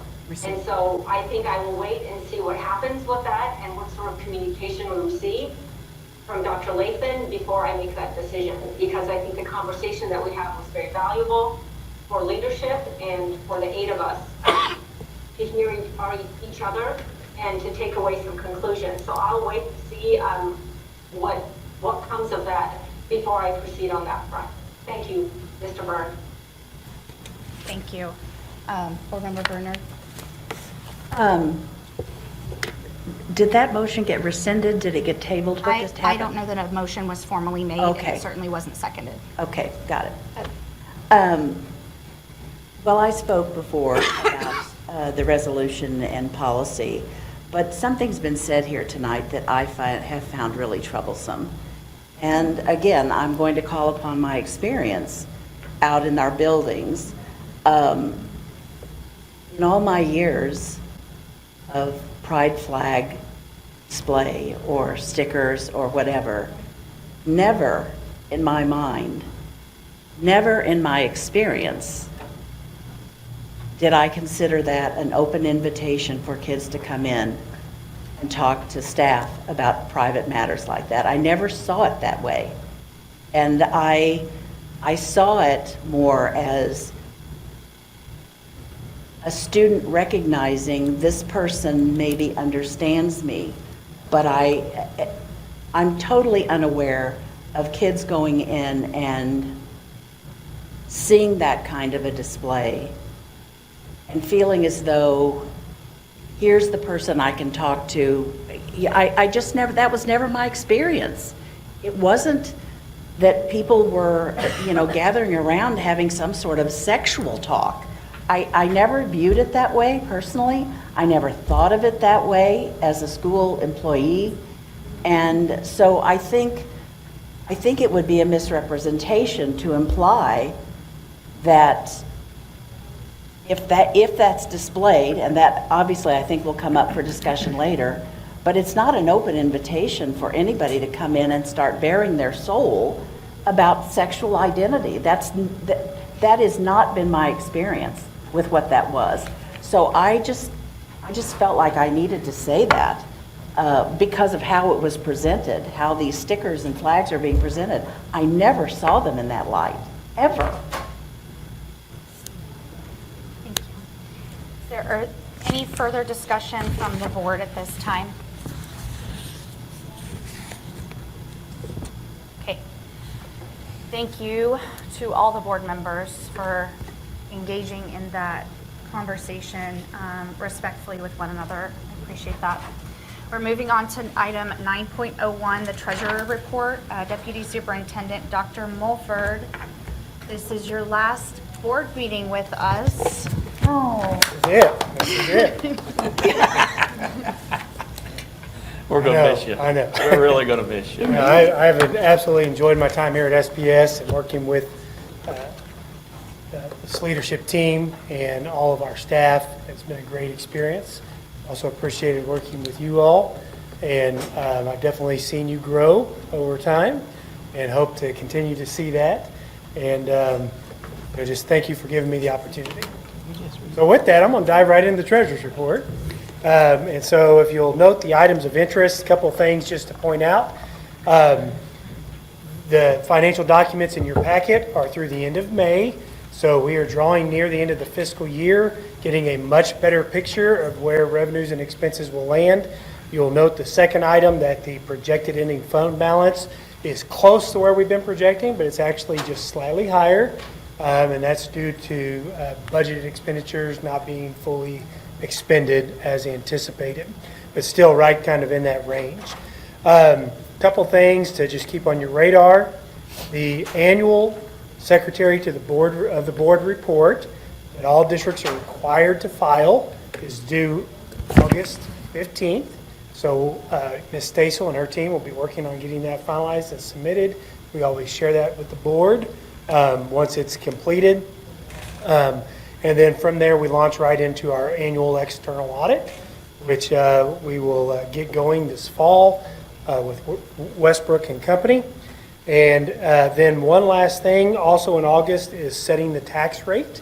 So we expect to get final assessment numbers from the county assessor mid-July, and at which point we will do the calculation, post the notice, and at the August board meeting, you will have a tax rate hearing. We do anticipate, I've mentioned this before, I'm going to mention it again, we anticipate that the increased revenues will exceed the 5% cap that the Hancock Amendment allows on real property, which will essentially result in having to roll back the levy probably a penny or two or three. So that's what you should expect to see come August. So with that said, any questions that you might have? Okay, seeing none, the recommended action is that the board approve the treasurer's report as presented. Do I have a motion? Make motion to approve the treasurer's report as presented. Thank you. Board Member McCoskey makes the motion. Do I have a second? Second. Second from Board Member Thomas Tate. Any discussion? There's that question, yeah. Go ahead, Member Muhammad Khani. Oh, I was just seconding it. Oh, okay. Thank you. Any further discussion? Sharita. Yeah. Seeing none, we'll vote.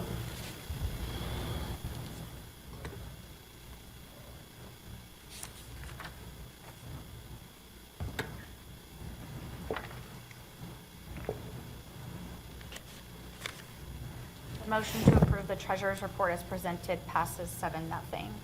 Moving on to item 10.01, compensation plans. You will remain with us at Okay. the podium. Earlier this evening, you approved the collective bargaining agreements, side letters, as part of the consent agenda. Part of that bargaining was the salary schedule, development, COLA, bargaining, those kinds of things. We're going to touch on that briefly. I know we have several members of our bargaining team. Raise your hand if you're on any of the bargaining teams. Okay, out here, okay, several of them. We appreciate, there's a lot of work that went into that by both district and NEA representatives. Ms. Mullins, I know, is very appreciative of approval of the CBAs.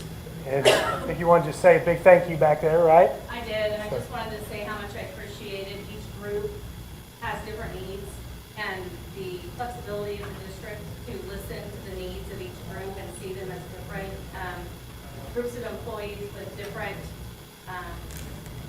desires for what they feel is best for maintaining and bringing in workers for SPS. It's greatly appreciated, as was the dedication and flexibility that the SPS team gave throughout this very long but beneficial process that we did this year. So thank you. And we had a lot of people that got inducted into collective bargaining this year, new experience, and but I think we landed it, and we appreciate everyone's efforts. A couple of highlights that I want to point out. I'm not going to go through everything. On our teacher salary schedule, you will note that our base salary for bachelor year one will, if approved, will be $43,200. So my understanding is that puts us right even with Joplin on starting salary. There's only one district that is higher than us, and they're way over on the east side state, but we surpassed them just a few steps in. So one of our goals is to be the leader in the area, and this definitely will put us as the leader in the Springfield and surrounding area. So both our top end and our starting wage and our top end salary will be one of the highest in this part of the state. So we're very excited about that. Two other groups I want to point out. Before I do, let me kind of back up to last year. You may recall last year for a lot of our classified positions, we did a lot of salary schedule restructuring to get starting wage up. That was a very positive step in the right direction. There certainly remained a couple of groups that we needed further adjustment on, and so I want to point those out. Nutrition services was one of those. So we got the entry-level wage there is up to $15 an hour. So for that particular group, that equates to about a 7% starting wage increase. And then on paras, I know you've heard about para shortages, and we've struggled for years now. This isn't new on paras. So we are both our para 1 and para 2s. We're looking at about a 5% increase there to that base rate. So for the para 1s, it's $15.75, and para 2s is $17.60. So we feel like that was a really positive step in the right direction. All other groups received a minimum of a 3% cost of living increase, and it varied in there from 3 to 4%. And a lot of that had to do with steps we took last year on a lot of our classified groups. And if we felt like we were where we needed to be, it landed more on that 3%. We felt like we had a little more work to do, it landed somewhere between the 3 and 4%. So those are the ones I really wanted to highlight. Does the board have any questions? Nice to see you're just handing out raises before you get out of town. Yeah, that's right, that's right. Here's some for you, here's some for you. No. I do want to point out real quick that the total cost of all of this, including movement, is estimated to be about $12.1 million. Our new revenue, we're estimating to be in that $7 million range. So this is a little bit higher than our anticipated new revenues. However, this is why we built the balances we built, is so that we could meet the needs of the labor market, knowing that the next year or two, we probably are not going to be able, unless we continue to see huge growth in local revenue or state revenue, we're probably not going to be able to be in that 3 to 4% range. We want to be, but we're not anticipating that. Board Member Muhammad Khani, did you have a question or comment? I did. I had a comment. Dr. Mulford, I just want to thank you for your work on the salary schedules. And this is probably a good time because then I think you only have the budget left. But I just want to thank you for your service. You have been an invaluable asset. You've met every challenge with grace and agility. You've probably learned a thing or two, but I know that we have learned so much from you. I don't want to say best of luck because you don't need luck, so I'll just say best of everything. Thank you. I appreciate it.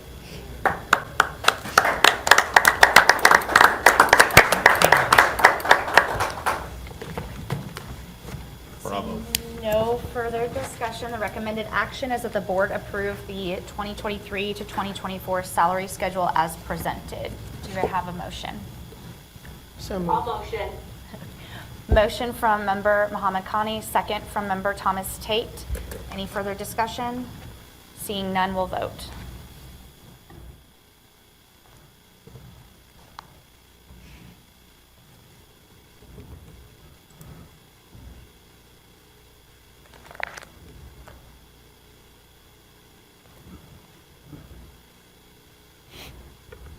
The motion that the board approve the 23-24 salary schedule passes 7-0.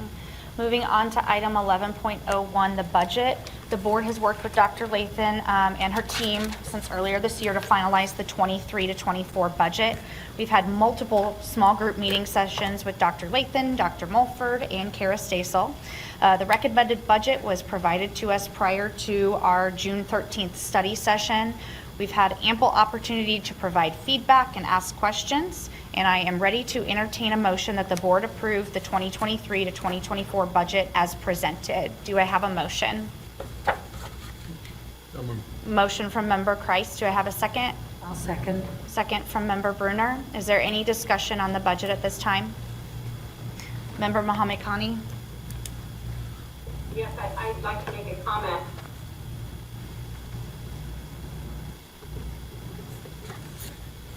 When I look at this budget through the big picture lens, I see increases in student supports as well as staffing, which I think is very good. But I see it as mostly geared towards initiatives that are already present and expansion of the same systems in place.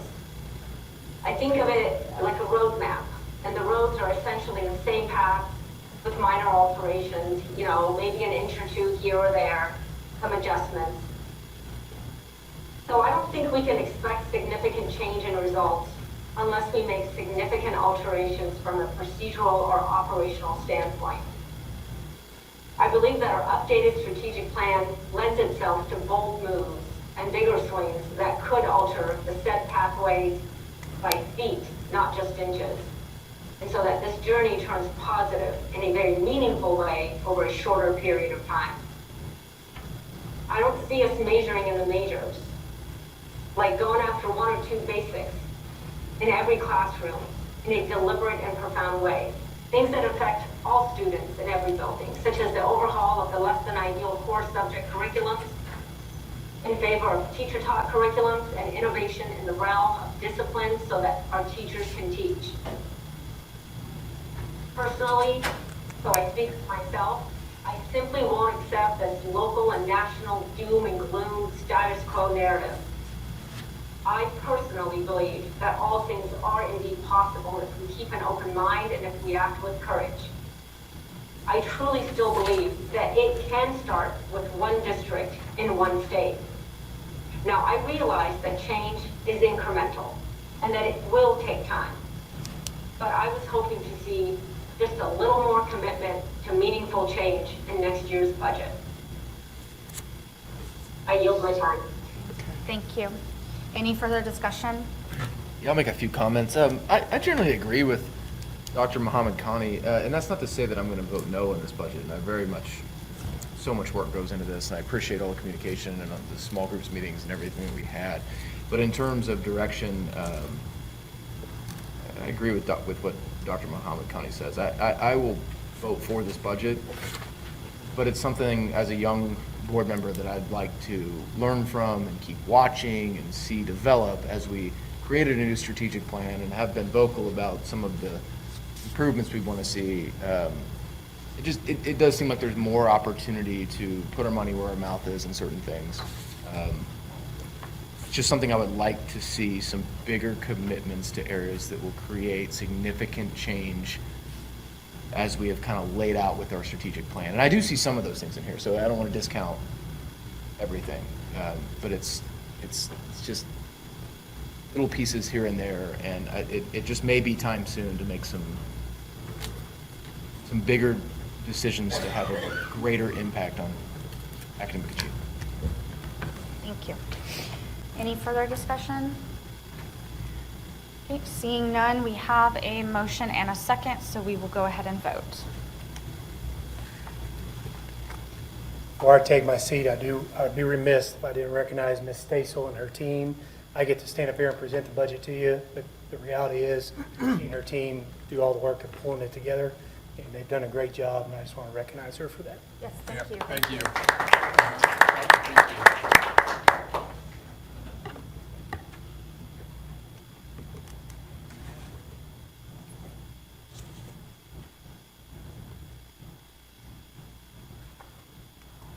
Motion to approve the budget passes 6-1.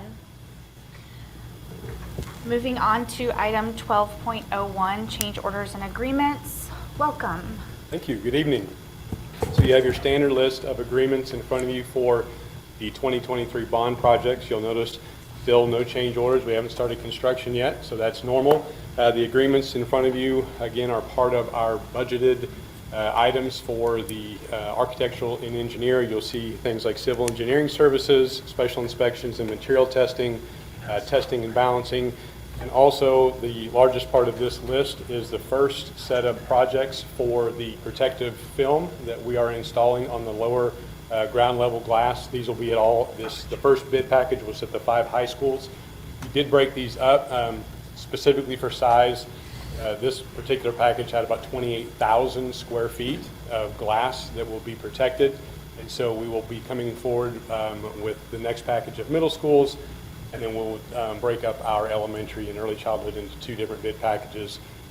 And so you'll see that amount of $387,243 for that first set. So if there's any questions, I'd be happy to answer those for you. Thank you. Does the board have any questions?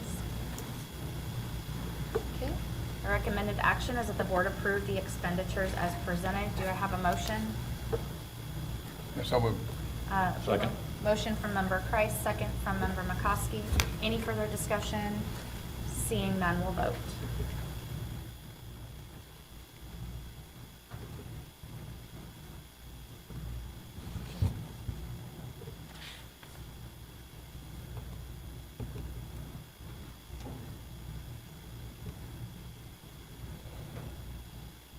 The motion to approve the expenditures as presented passes 7-0.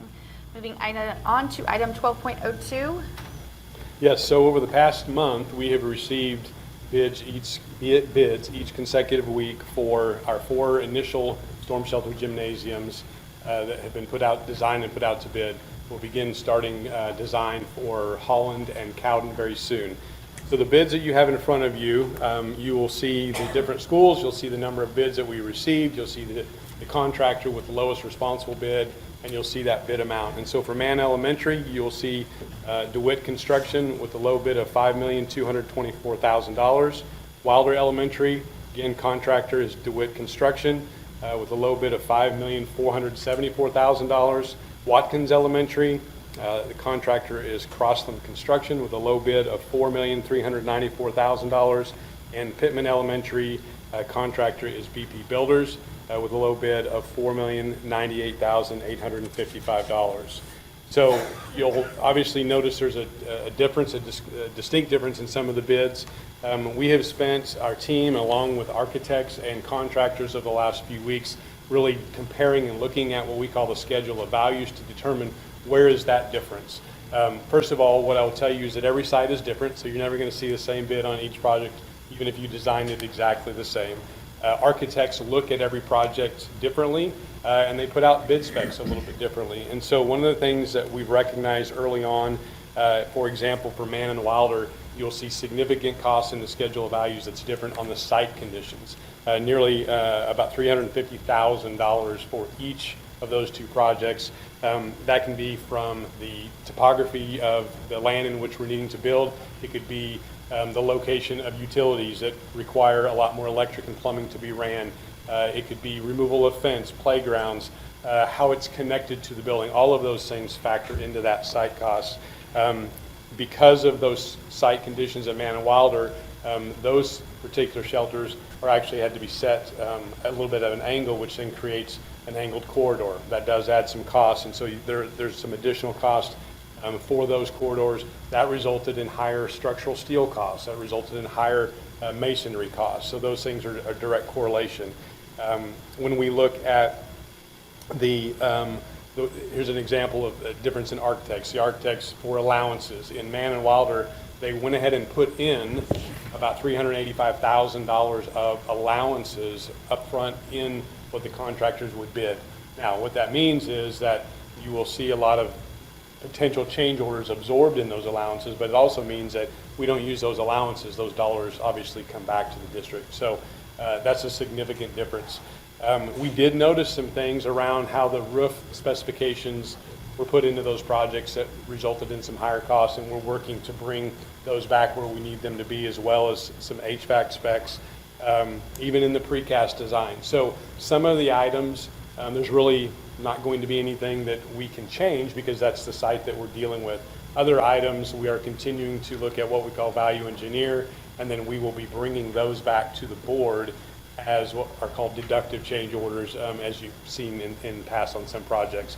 But because these projects were bid out in sealed bids, what does need to come to the board for your consideration are the actual lowest responsible bid, and then we can work through and continue to work through those deductive change orders.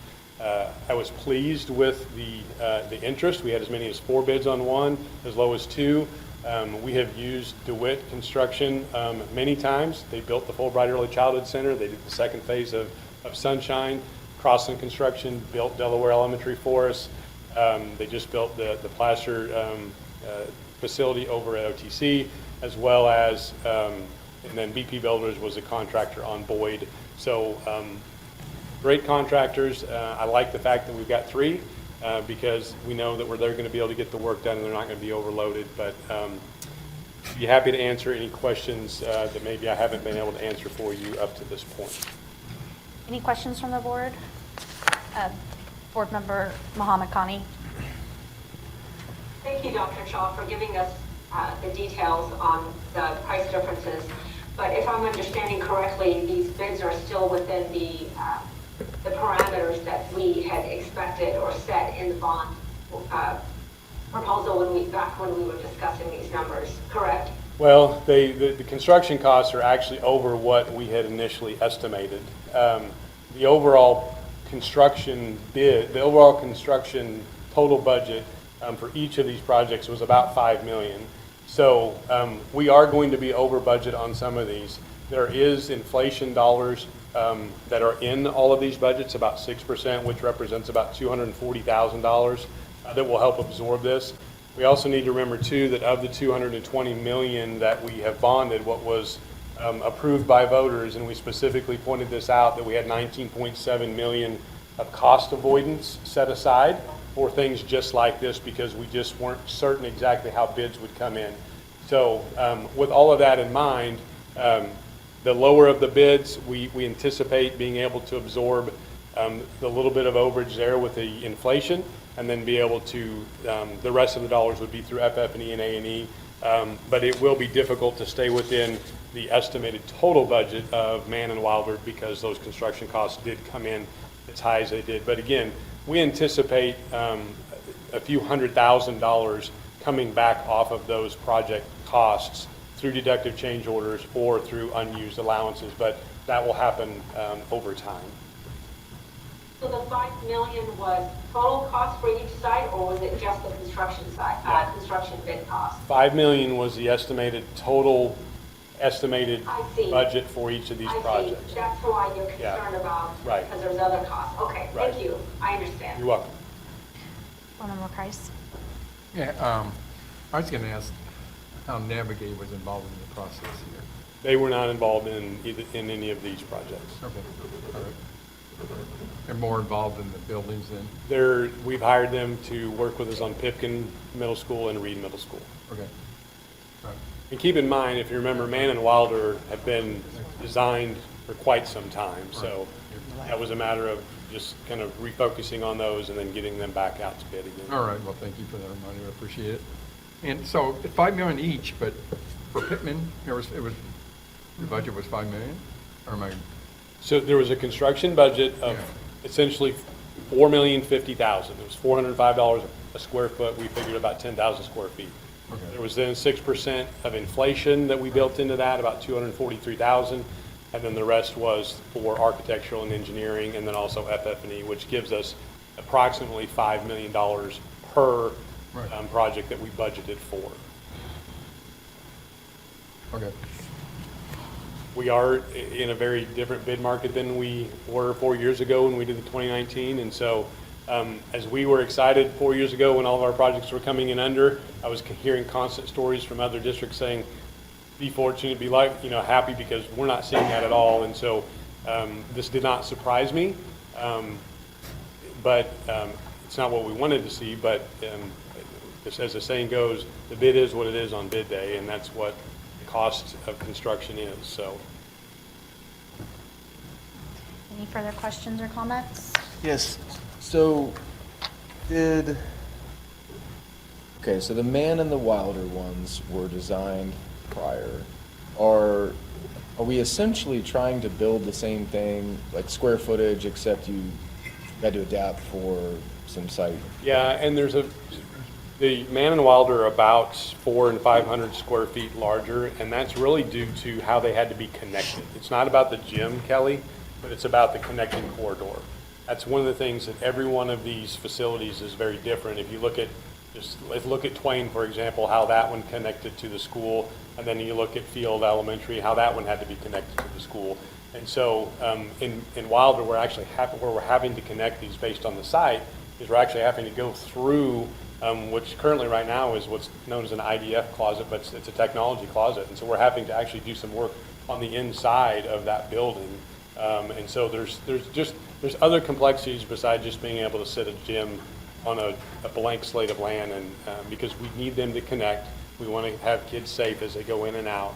But all of those things do factor into that. So, did Crossland or BP Builders also place bids on Wilder and Mann? Crossland did on, I believe Crossland bid on every project. BP did on 3 of the 4. And their bids were even higher than the width? Yeah. Some of that was due to their cost. In many of them, Crossland has its own precast manufacturing plant, so we're going to use their own. It's not local. That drove their costs up. I think my perception is they didn't get the first 2 bids because of that cost being higher, and so they aggressively went after the 3rd one. And they actually had their bid on the 3rd one that they got was actually $8,000 less than DeWitt's bid, which was an extremely, extremely tight bid. You don't see that in a $4 million project. So what that tells us as the owner, that those bids were excellent. They're very good, very tight, and But it really, at the end of the day, when it comes down to general conditions, overhead and profit, those are the things that we don't generally see. It's how much are they willing to reduce to actually get a bid? Because so many of them are using the same subcontractors. Precast obviously would be a little bit different if they're using a different manufacturer. But So the difference, we see this big difference between the top two and the bottom two. And your explanation of that was, of course, there are differences in site, but it sounded like you were also explaining that there was differences in design. well, some of the design around, for example, there was a difference in the roof specification and HVAC specification. Those are two items that we expect to come back to the board with deductive change orders by, for example, the roof that was put on Man and Wilder was a 60 mil PVC roof, which requires a thicker padding. It requires a different type of glue. All of those things added cost, whereas on Pittman and Watkins, it was a 50 mil, a thinner membrane, which is what our specification is. Less padding, the glue doesn't have to be near what it is, and so there's a significant difference, about $100,000 that when that specification is changed, then we will come back with a deductive change order for that. The HVAC, again, was different, a different design from the MEP engineer, but we've seen that the design for these others from a different MEP is sufficient. It meets our specs, and so we'll be looking at that and how we can change that design. So those are some of the things that we recognize after the bid, that we're able to come back with deductive change orders. But we can't do anything about the site conditions. That was roughly $350,000. Again, those allowances that were put in, that's $385,000. We may only use $100,000 of that, and $285,000 of that comes back to the district from one project. So those are things to be determined. But again, we're working on some things with the precast design, which we anticipate being able to bring back as a deductive change order as well. But the general condition side of things, that's going to be different depending on the contractor and what they feel like they need and how long that project's going to take. That could increase that cost. So if you're continuing to value engineer this and get the cost down, why do we need to vote on this now and not, and I guess hope on a reduction to come back versus we just value engineer it? Right, and vote on it? because when bids are sealed and they're submitted per Missouri law, those are the bids the way they are.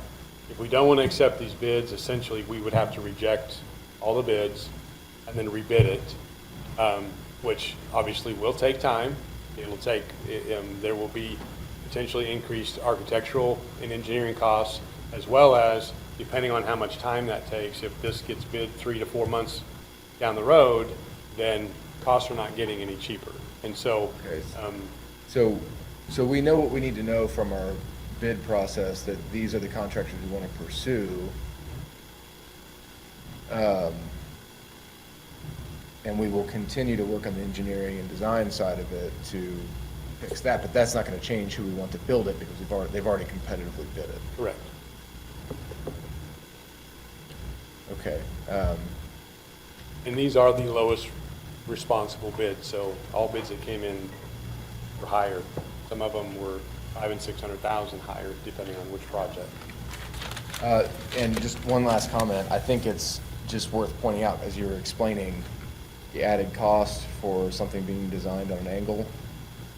We talked about that before in design of one of our other buildings and something being on an angle.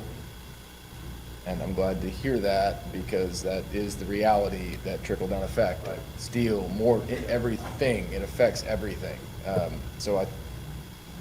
And that was one of those things that was 100% driven by the site and how it had to be placed on that site. Are you talking about this or about? No, I'm talking about Wilder. Okay. I know those other ones we can change. This one was driven by that site condition and how it had to be placed on that particular property. And so. Right. Okay, thank you. You're welcome. Any further discussion or comments? Okay.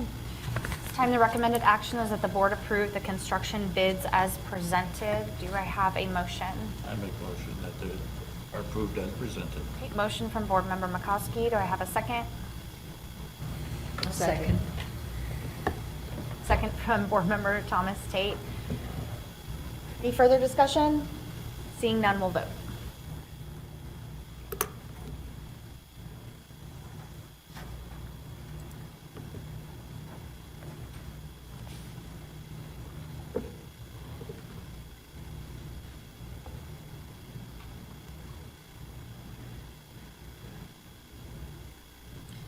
motion that the board approve the construction bids as presented passes 7-0. Moving on to item 13.01, superintendent's update. Good evening. Just want to recognize Dr. Mulford and Dr. Redinger since this is their last board meeting and to thank them for their service. We really appreciate you and we will miss you. And don't forget about where we are located. We will leave the light on for you just in case. All roads lead back to SPS. Thank you, board members. I like that. Yes, it. Okay. All right, moving on to item 1401, board comments. Are there any board comments at this time? I'd like to make a Sure. comment. Dr. Mulford, thank you so much for what you've done for this district. It's been a pleasure working with you, and wish you the best where you're going. I'm sure you'll have a great impact on more students. Really noticed in this year, a little more than a year that I've been able to work with you, that your ability to take on the role that's necessary is to be applauded. You're a very good leader, but you're also a good mediator and even a good follower when necessary. You wear all those different hats and you do it very well. So thank you very much. You've been a prize for our district. Any other board comments? Yeah, I'd just like to second, Dr. Mulford. It's just been a pleasure working with you. I've learned so much from you. And thank you for your patience. Some of these questions, probably pretty simple questions, but we had to have an understanding. But thank you for easily explaining things and helping us learn. And thank you for all you did for the students of Springfield Public Schools. You've done a lot. And Dr. Redinger, best of luck to you as well. We're going to miss you. And it's been a pleasure working with you as well. Thank you for your leadership in the HR department. I will ditto all of that. I feel like I just sit with my back to you all. I'm sorry. I'm not turning my back on you, but thank you. Thank you. But I do have a comment on another topic, and that is some of us had the opportunity to attend the Missouri School Board Association meeting recently held down at Table Rock Lake.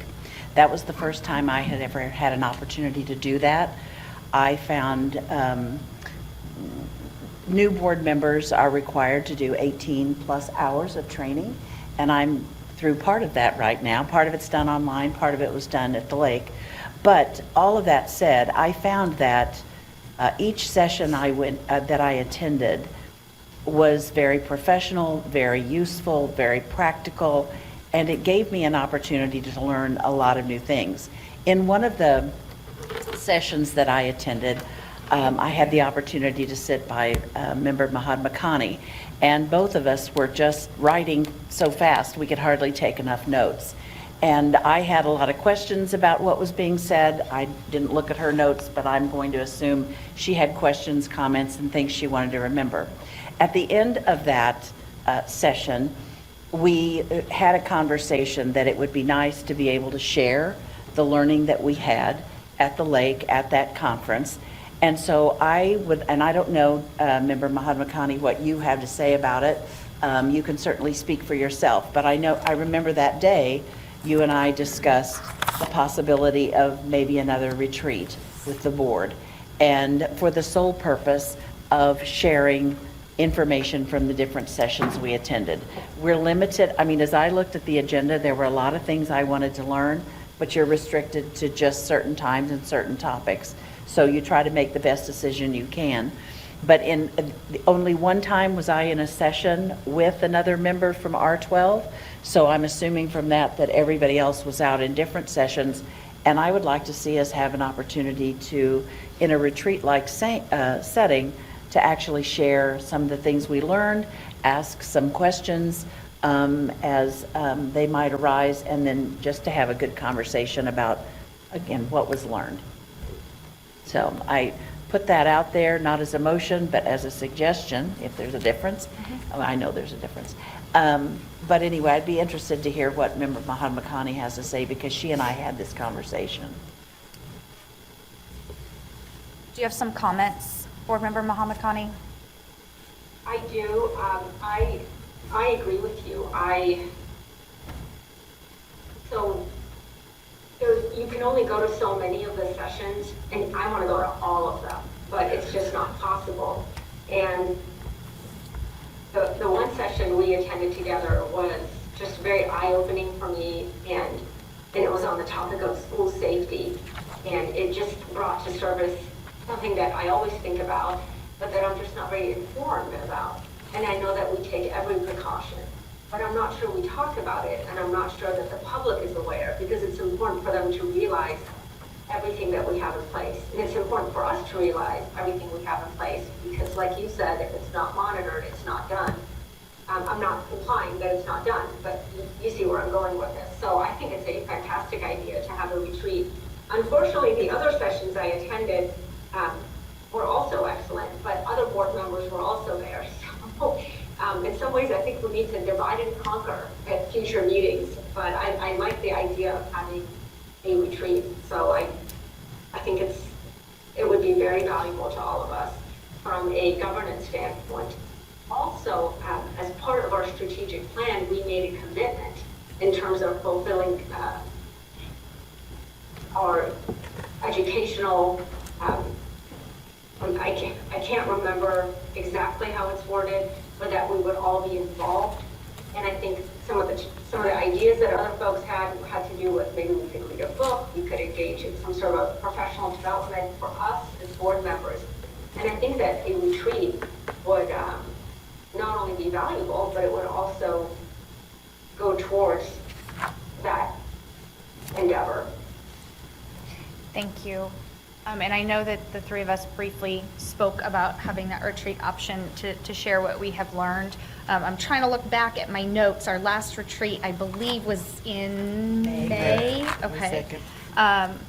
Certainly, we're not having a meeting in July. I made that slip of the tongue there when I meant to say August. But if the board would be open to a shorter retreat, say in August, September timeframe to discuss that and maybe anything else that we think would be helpful. I know Member Mahamakani and I attended a school finance session at MSBA that we both found very helpful, just as a refresher there. I know that many of us attended the refresher training.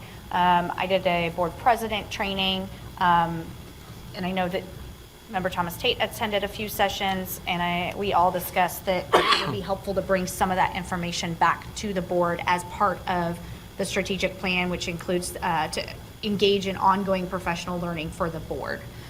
One of the sessions that I attended was on board governance and continuous improvement, which provides a template for boards to self-evaluate and to develop a plan for improving. So that's one of the sessions that I attended, which I'm happy to share. Am I getting a general okay to move forward from the board? Okay. Okay, then we'll look at doing that in late summer or early fall. Any other board comments? Yes, Member Mahamakani. If there aren't any other board comments, I wanted to make a comment. Any other board comments? I had a brief board comment. Why don't you go first? Okay, I can do that. I have that last word. My first board comment was about MSBA, but thank you for bringing that up, Member Bruner. The second one, Miriam, I did just mention that adding items to the agenda, I said that I would make that comment during board comment time. Just a reminder to board members that if there is a request to add an item to the agenda, to please email it to Vice President Christ, myself, and Dr. Lathan, and we will attempt to add that to the agenda. Couple reasons for that. One is we have to give notice to the public of what we're going to be discussing during our board meeting. So there are a few exceptions to that, of course, for an emergency, but generally we need to have a general idea of what we're going to be discussing so we can give notice to the public. And as I mentioned earlier, this board has indicated its desire to follow Robert's Rules of Order. So, and then the second board comment that I was going to make is just a thank you. I know that we had a difficult conversation this evening. Somebody told me once upon a time, shouldn't call it a difficult conversation, you should call it a courageous conversation. And I just want to thank this board. I know during the board retreat, we all expressed our desire to communicate more effectively and to lead by example for the students of our district, including how to have a courteous public discourse. So thank you for everybody for participating in that this evening. That's all I had.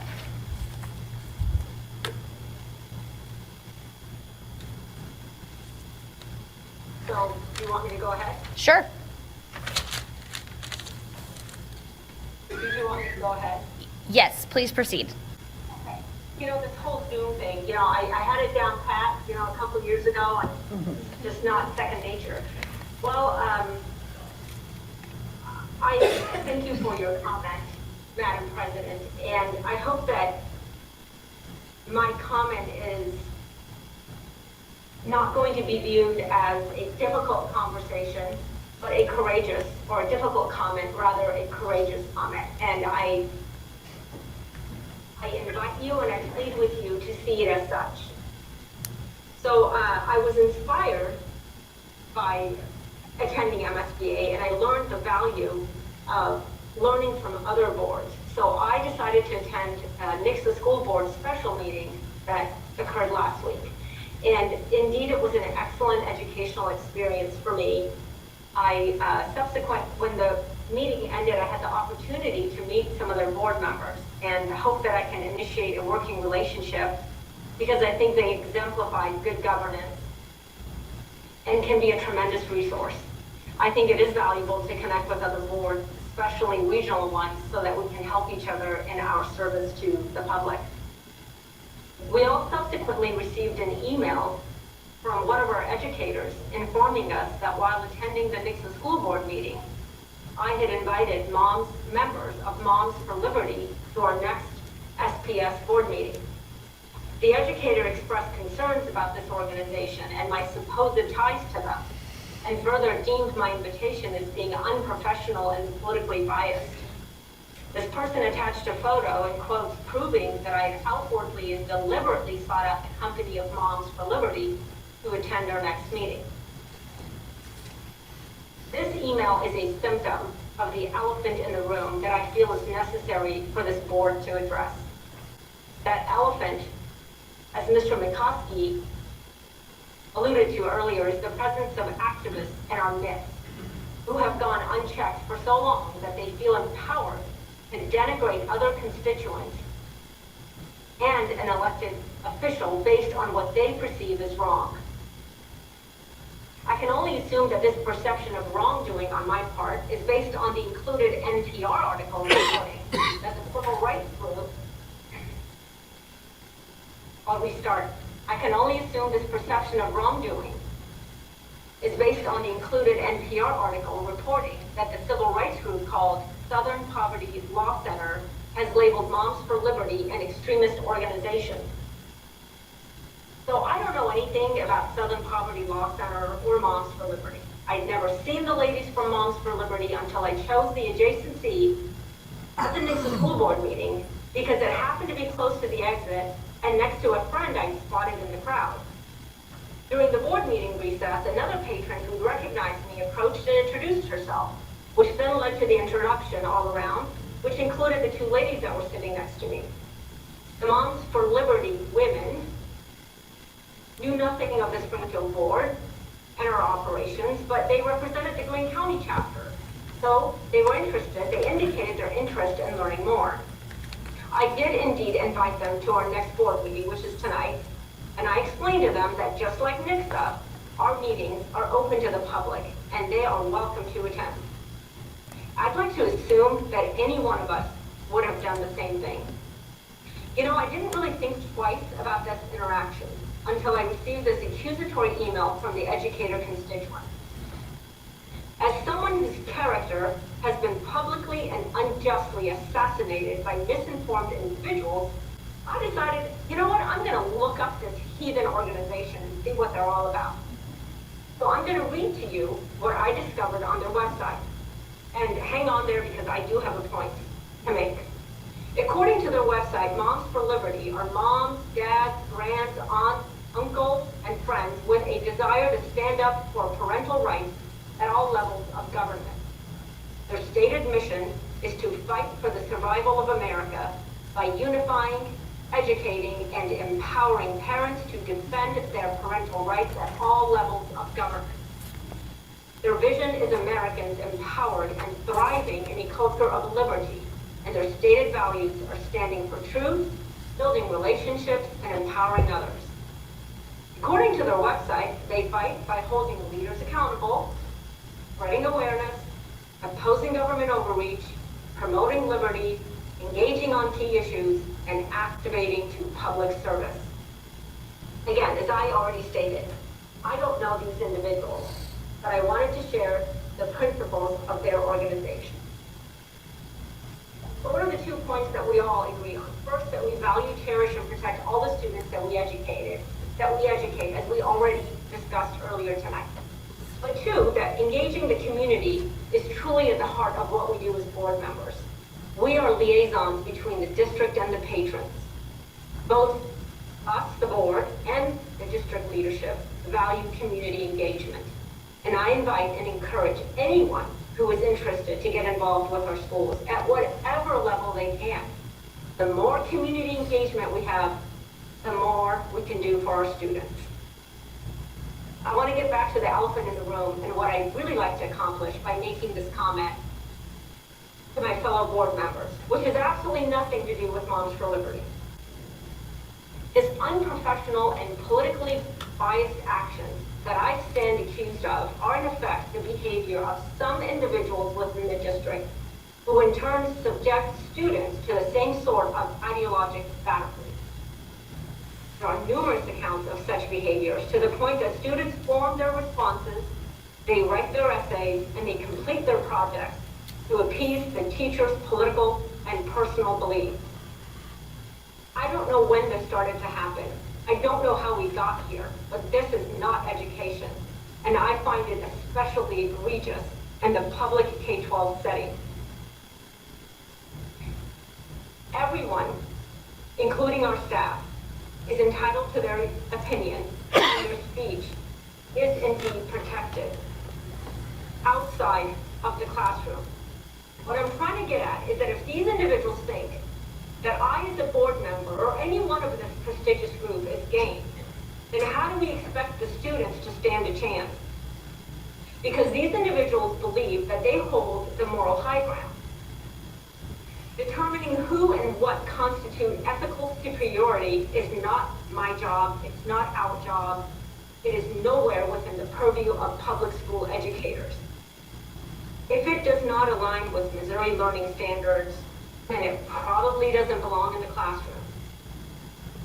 I've asked Dr. Lathan to include guidelines for professional behavior in the back-to-school refresher, known as Activate, to share our board policies, to remind them of our policies, both for the protection of these educators and to help serve our students. She has understandably been hesitant because the training would not be applicable, of course, to all our educators. So basically, you don't want to line up everyone just to talk to one or two. So I understand that, and that may be, but I do think that it would behoove us as a public education entity board to proactively remind our employees of professional standards of conduct. Because we've had some issues of recent. We don't want to run the risk of well-intentioned staff inadvertently stepping outside their roles as educators and engage in what may be categorized as activism and ideologic indoctrination of students. I'm now reading from our policies. It is my hope that our staff always maintain a professional public image, conducive to serving as a public employee. I think it's important, and I want to remind us that it is the expectation of this board, it is the expectation of us by policy, I have to repeat, by policy, that every employee does what is necessary to maintain positive relations with students, parents, coworkers, and yes, as well as the public. And I'm going to just take a leap of faith and just wrap us up in that too. You know, we're part of that public. Maybe we should include board members in that, even though it's not stated in our policy. Thank you for being patient and listening to me, and perhaps this is something that we can include in our upcoming retreat. Thank you. Are there any other board comments at this time? Okay, moving to item 14.02, upcoming meetings. Our next board meeting will be a combined meeting on August 22nd. Everybody have a good summer in July. And moving on to 15.01, the recommended action is that the board meeting adjourn. Do I have a motion? So moved. Motion from Member Thomas Tate and second from Member Kreis. I'm assuming there's no discussion, so we'll go ahead and vote. Oh, I just went out of the agenda. What did you do? Sorry about that. Can I give a voice vote? I just clicked out. Yes, you can.